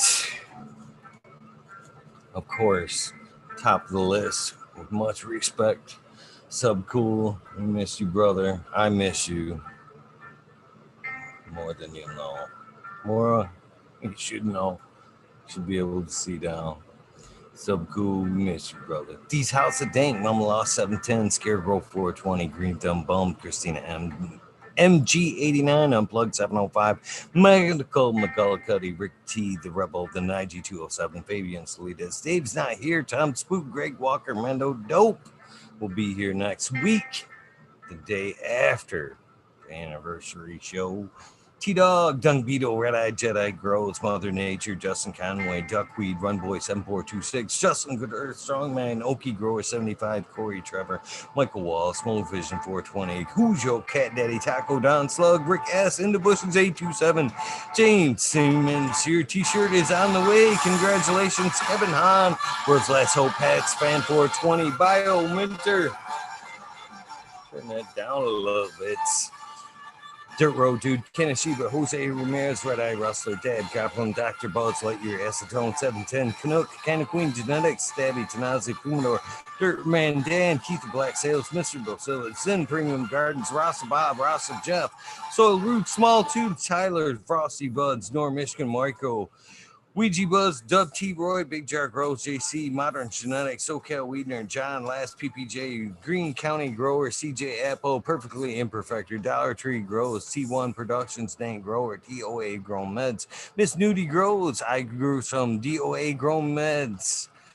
Johnny Cannon-Seed, thanks for popping in. Nutrient Shootout, Snotty Nicky, Zoe and Slammer, NNY, Pixel Monkey, St. Bernard's Observation Booth, Clover for 420, Ice by Aldridge 25, Miss Madam T, Stu Moo, The Canna Crate, Mo Grower, Loki Grows, Cat, or Sus, This Guy, Burton, 79, Polish Hammer, Midwest Outlaw, 31, Voodoo Ultras, Fresno Nerds, Cali Connection, Wolverine Grower, Big Jar Grows, Jimmy One for Life, Wade, Wayback Farmer, D-Block, MMP Nations Creations, Amber Lalana, Psychedelic Warlock, Artist LD, Sir Sicky Rob, Big Day 420, Brent Window, Big Ed 1961, Manawani, G3, The Green Click, J&K Triple G, Mr. Sprinkler, Brittany and Tyler Teasley, Hope Farms, Lisa G, John, B2 Crazy for You, BGWG 420, Dr. Budswell, Purple Thumb OG, Arthro, Sons Amelia, Arthro, Just Face 420, Beast Coast Grower 420, Sir How, Trey Balone,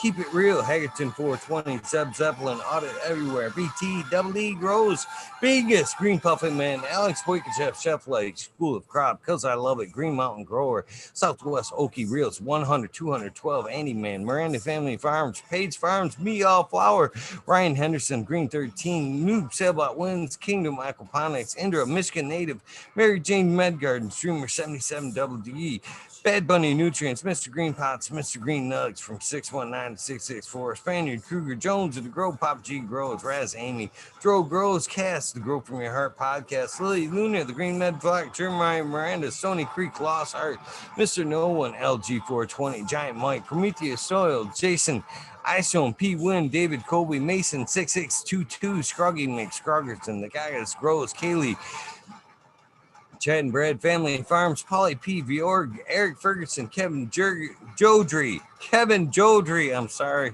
good sir, much respect. Kevin Honcho, Jay Huggins, UDA, Green Tree Hugger, Kush Cloud, Joshua Seamsland, Organic Home Buds, Warren Nelson, Cam Wood, Maine Mystic, Show Love Always, Kelly Stone, Texas OG, Chuck Norris, Sarge S, Claire Fresno, Happy Guy, 311 Mix Up, Kinder Grows, Evergreen, G's Friends, Tree MMJ, Matt S. A. Ball, Dragonfly B, Justin Meds, Travis Wells, that is Lucky Mike. No more unlucky. Lucky Mike. Seattle Chronic Seeds. King Chronic. Titan from Blessed Coast Seeds. Shango Gas. Vassal for Life. John Smith. Tommy Tricos. Boca King. Raz. Pop Little. Slow Roll. Spiky Pilot. Oscar Green Jr. Matt Stilbert. Indo 11. Stephanie V. Shark Pulley 989. Von Braun. Sovereign Garden. Stoner Nation 420. Joe Y, Bugs 1313, Grower, Painted Lady, Frank Booth, Jay Myers, Mid, the chat, Mr. Manny D, Bagseed, Dr. DGC, Jeff Shredder 911, Dutch Growth 420, Scallywag 420, Skillbo 1, Medgrower 1, Empire Breeding Co., Fagroli, Lost Leaf, Liam Mass, Danny Danko, B Bear 7, Ali Noble, CK, Tom Trinidad, Looney Jester, Smoking with Small Town, Tim Mass, Mr. Lazy, Rafter Grows. Skipping this YouTube commercial right in the middle of a song. That's pretty shitty, YouTube. Mr. Lazy, Rafter Grows, Rob, Automation is Freedom, Robert Hazelton, Drawer, Michigan Quarry, Double Tap, Mr. Green Thumb, Bum, 420, 808 Rudy Prospects, the Cannon Bus Driver, Hating Life, Kenny 710, Operation Grows, T Ben, Rude Nut 619, Hammered E-Nails, Dr. Scrambles, VB Moonrocks, GHF Double J, Bio Green, Stealth Grower 56, Hanky Stinky 420 OG, KP, Ganja Nana, Your Mama, Georgia Joe, Roy Rodriguez, B Growing, Nature's Best Nugs, Killer B Grows, Ganja Wizard, Husky Gardens, Nut Tree 420, Dr. Ooh, Soil Life 420, Bully 4 Life, the Jeffro 420, the Beavis 698, Dr. Franklin Booty, Goddamn on Big Ted's Test, the Riffin' Fat Boy, Jack Greenstocks 420, Boom Farms, Charlie Farms 420, Aldridge 25, Smiley's Garden, JD's, Misty's Nugs, Smoking Grow Frazier, Grow Koski, Twisted Roots, Faded Farm 420, Jeff Jarowski, Genetic Memory Farms, Evolve, Cameron, Mr. Bagsy, Jill Carter, Misket, Marks, Mystic Grower, Ginger Snaps, DTE, Groze, Rick Wolf, DLP 23 to 72, Ned Denver, Mike Denver, Sergeant Pepper 420, Cannon Trooper, Blind Cat 420, Light Up Again, Tim, UKSIF 420, Buddha Boy, Devin Shipwreck, Medical MJ, Budsville, USA, Resurrection Prophet, Chris Martinez, Dank Man 420, Dank Man Dan, Red Side of Farms, Good Luck, Joni Bell, Teacher B, the Most Hated Grower, the Major General 420 Army, the American one, Sharate, Skinnios, and Lennox Mountain Skies, ready to hit that hot fire, Chris Mertz, Even, Saved Robbie, Sergeant Live, Hepafe Cam, Finger Lakes, Finance, Ridge Patch, Dozer Moon, Southern BT Grower, Choose Medical, Jared Player, Plus One Mushroom, Secret City Potneers, My Little Tent, 2042, Spacewalker, Christian, Tree Mump, T. Barrington, Heart and Soul Home Grow, Mike B, T. Dwayne, East Coast Will, Heidi Day, Galactic Garden, Sean Smith, Elliptis, My Natural Farms, Pacific Northwest, Seeds, Ross, Kaya Paul, Lemon Hoko, Trent Digger, Rita's Juicy Life, Richard 420, Grant Manuel, Mary Bond, Simon Sizzle 81, 9-inch Colas, Chris Mon, DK Trades, Vision Creator, Guru Jakin, Canna Nation, J Wires, Dan the Indoor Man, J Gromies, Homies, Hamilton, Grown, Clip Smoke, Keystone, Canna Flag, PA, Big High 710, Eugene Greenleaf, Ace True Hustle, Fred Dark, Carlos Norris, Arizona Grove 420, No Solid, Jesse White, Scott Stang, Yeti, Introvert, Genetics, Soso J, Vixen Robin, and Mr. Killer 8 Mo, James Buttercream, C-Dub from NorCal, the Pharmacy Seed Bank, Dreadhead, Smokey 616, Curtis Mayhem, Matt Myron, Morte, Rick Heyman, Stephanie Dore, Antenna Seeds, Vicarious K, Mike Rubles, the Drew Bear 420, Maxi 751, Lawrence Gonzalez, Slow to Get Up, Stu Moo, Popco 719, Bake with Shake Baby, Old Smoke, PWC, Grown Buds, Laura Wass, Mr. Weed Blunt, Old School Grower, Chad Westport, Honcho Grown, Flora Nugs, My Little Piece of Heaven, Pungent Sound Seeds, Goliath Grower, Richard T, Chrissy Wannabe, Mr. Soul, Food Spectrum, Gone God, Lori Hanson, Real, 2,000 Years of Tradition, Mr. D. Conley, Pimp Jam, McBodyface, Show Me Sasquatch, Fuck Google and You, I'm Going Whale, Baby, Canadian Resort, Poor Dirt Farmer, Carl Wright, Zephyr, Humboldt Farms, Tannery Farm, Seldom Seen, Oak Park Gardens, Hale 9782, Skunky Palace, Martial Artist 2012, Microslave Hefner, Daniel McDizzle, Medically Fit, KGB, Robert, Mr. Green Fingers, Motherfucking Thomas, Rancho Costa Plenty, Monkey Balls, Andrew Chamberlain, Bobby Lynn Means, Trench Digger again, Mr. Mac, Tony Like Baloney, Bill S. Weed Peace, Tater Delicious, Minty, Country Roots, Here on Fire Genetics, Earth Creeper, Big Ray 420, Teeny 101, Buds and Hazard, Mr. Club 14, Bud, Bearded, B-Man Farm, 616, Null Up, Max Screwman, Ruby, Timothy McKimmons, Neil, Justin Beans, Chronic 88, Fat Belly, Real, Jennifer Steele, Kimmis 03, Turk Farmer, Shannon Stevens, Carlitos, Latinos, Gator Country, Mr. Speed, Wolfstein, Firesalt, Wally, Wookie, Goddess Grows, Rasta Bob, White Feather Grows, Burning Shrooms, Tone Grows, Dank, K-Man Grows, PX Gunner 81, Smith, Dude, Noob Grows, Sean McCann, J Monks, Dink, Agenda, Wild Canna Grow. Commercials. Fall Dog, Huron Cannabis Council, Liz Paris Rock Fam, Justice Smith, 420 Ben, Fresh Grow, Thriving Herbs, High Boy, Your Mailman Grows, We Be Grown, Australian Grown, Love for the Plant, Argo American, Smart Poker, Unfrozen Caveman, Hawaii's Highest, Surfcraft, Micro Goon, Jeff Lowenfels, Micro Grows, Mobius Grows, I'm sorry, Dank Brownies, Dan D, Elliot Harkins, Mystic Flavor, The Foraging Gardener, Overwater Overkill, Seattle Steve, Shadow Warrior, Valley Green 514, Amelia Jensen, Oz Indica, Dr. MJ Coco, Brandon Russ, Matthew Gates, D's Bags, Drone Star, Shotgun Willie, Dank Yoda, Jay Simmons, Sure Bro Gross, Clackaman Scoot, DJ Canley, ATG, Light 1978, Michigan Grove Buds, Your Boy Roy Boy, Delta 9, Jay McDaniels, Clackamas 420, Stinky Colas, Dylan Steinfort, PFC Farms, Husky Garden, Sungrown 707, J8 Drove, J420, Cascadian Grows, T-Toads McGee, Four Plants A, Weedworks, Captain Scrog, Skunky Buns, Hans Warrior, Jackie Young, Terry Lee Live, McGaster Tempe, Annie N, D Urge, Green Jr., Leon from All Purpose Plus, Green Goose, 11 Smiles 11, Bindu Buds, Michael Rasta Grows, 808 Rooting Prospects, Weekend at Birdies, K-Bags, Justin Station, Strong Style Organic, Zippy, iMedic 31, Honesty, K-Hell, Me All Flower, Brent Boog, Todd Kendricks, Newton's KNT, Chris D, True Sin, Folk Tots, Folk, Natty Dread, Barbara Matthews, Ancient Soul, Grown, Kevin Jiu-Jitsu, Canna Health and Happiness, Berserk 215, Collab, Low Cut, Albert Tremblay, Mo Manic Meds, Raz Benchy, Helen, Hugh Janus, James T, Atomic Spoon, Miss Jill, Big Daddy, LT Gardens, so sorry, LT. Big High Flower 420, Lobster Brush Bro, Mother Treat, Maine, Red Pill, where are you?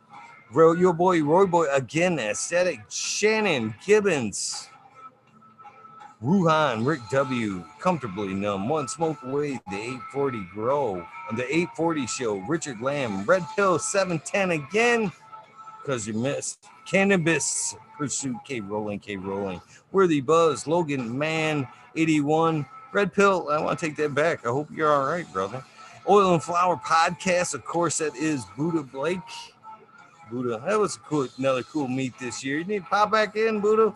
The Entourage Effect, Warren Dixon, Pink Lady Luck, El Mondo 420, Surrounded by Keith, Ferrari Farms, Fringe Dweller, Single Fathers, Happiness Without Guilt, Wild Bobby, Sean Benz, Rescue Ready, Roadside LLC, Notorious Nug, Magma Seeds, Father and Son, Tutoring Tutorials, Dub T Danks, Jose Ramirez Perez, Doggo the Hut 420, Chiba Man, GR 420, Community Videos.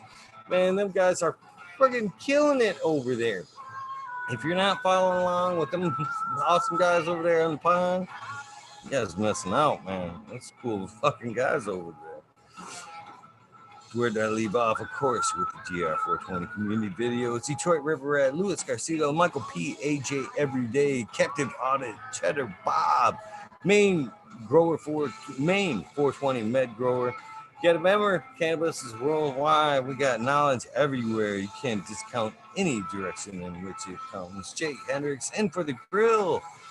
Backwoods All Good, Sally Mansell, Adam Skankin, Chanel Simpsons, One Smoke Away, Ganja Roach, Kazoo, Aaron Burning Shrooms, Mr. Lincoln Stinkin, Angel Studios, MG, The 420 Grow Tent, Paul DLA, John Fleming, Dankovich, Kilo F Sky, Fibro, Flyo, Pauly P, Seldom Seen, Elevated, Lenny Organics, Sunman, Chibo Man Sunny, Jeff Popalik, Ricardo Sosa, Dan J, Earth Friendly Farming, Candy Farmers, Carrie Candy Forest Farmer. Sorry, guys. Fuck all that beat. Misfit Grower, Jason Line 512, Snake Eyes, Northern 4466, Jason Greystone, Sony Baker MD, Sony Creek, Rush Sonic, Friends Dweller, Tarzan, Superman, Old Man Hero Has, Freebird, Mo Grower, Madigar, Simple Man, Survival Time, Tim Blake, Gulf Coast, Chronic, Stinkfed, Caballero, Harley Grover, Jen God, Steve Collins, Todd Kendrick, Property Maintenance, Sharpies, Island Hayes, Scuba Steve Speaks, JR Ream, Randy K, TCDR, tons of respect for you, as I told you today in chat. Shout out to you, brother. Claire Killian, Wardrobe Army, Randy Grande, Pip 1000, Ace Boog 3223, Wake Up, Captain Freedom Bee, Puffer Smiles, 15 Digit, Michigan Ganja Mooch, Ash, Fred G, Super Bob, Ricardo, Richard Forbes, Dan, David, Pimenta, hopefully I said that right. P4, P-Phone, Nika T, John Reese, Without Bob, Prince Patty, Daniel Bergman, Puffin, the Green Puffin Man, got you twice. B, Dungley, hopefully I said that right. James Chung, Sarge, Gross 818, John Wayne, Cooling Root, Sister Golden Hair, Deanna El Dangarino, Kate and F Garden, Blank 1030, Choose One, Only Feet, Farmer Jones, or Farmer James, sorry, Farmer James, Crypto Dope, Hip Grower, Matt Javine, Dan Marino, Chronic Wonders, Sunrise, Grows, Top Floor, Genetics, Mole Vision 420, Can 2 Cannabis, Jess Fisher, My Dog Nelia, Rooster, Alex Hardy, Hardy Geared, both are one and the same. Medi Cropper, that was an amazing episode. Daniel Grows, Photos, Mitten, Grown Med, Sunrise Grows, Lexi, Brittany, and Koo, my baby girls. I love all of you very dearly. No Limit, 916, Grumpy Toad, Alchemistin, The Can of Minx, Soil Bone Addiction, Soil Born Addiction. I am sorry, good sir or ma'am. Roz Joel, Alex D, Dirty Or Catfish, High Power, Thunder Dan, Propaganda Station, John McDaniels, Lisa Marie, Sarge Groves, 818, one more time. What do we got here? Blaze Daily, Fried Dipper. Hopefully I got that one right. Perpetual, Eagle, Proud Warrior. I'm still wondering if that one was just to fuck with. Sarah Smiles for you. Frank Asada, The Dink Duchess, man, that was a great episode. Of course, Kino was another great episode this week. Kelly Maxwell, Captain 420. Who we got? Sink Fat and Without Bob, both I think got twice. And we can't forget, last but not least, Regis 207. Shout out to all you guys that tune in night after night, man. I have more respect for you guys than you'll ever know. This thing's quite amazing. Thank you for tuning in. Sorry about the no guests tonight, but it is what it is. It's all I can do is try to line them up. If they don't show up, there's really nothing I can do but try. And I will try again tonight when my guest should be Pop Shrooms. Well, I probably will match. Should be a pretty good night. Thank you for tuning in. You guys know the deal. This is the end of your journey for the day. Please get some rest. If this is the beginning of your journey, please do something nice for somebody. It is so easy to do. Compliments, phone calls, DMs, texts, buds, sessions, open doors. Can I help you carry that? Just all in all check-ins. People need it. A lot of people want to ask. I hate to say it, but I'm on that list myself sometimes. And be bullheaded about shit. I love you guys. Have an amazing day. Random acts of kindness do save lives. There's nothing I've been more passionate about other than cannabis than that fact right there. So true. Have an amazing Sunday. Get some rest before you start that fucking next work week. Love you guys. I'll see you tonight with Pop Shrooms, 11:30. Have an amazing Sunday. Tons of cannabis shows. Don't forget Jack, Canna Queen, Beast Coast Grower. Who else is out there? Hash Church, Weed Church. So many. I'm sure Cheech will be out there. Madam T might have something on today. So many cool people do shit on Sundays. Check out your YouTube feed. Support your local content creators or your favorite content creators. Love you guys. Have a great day.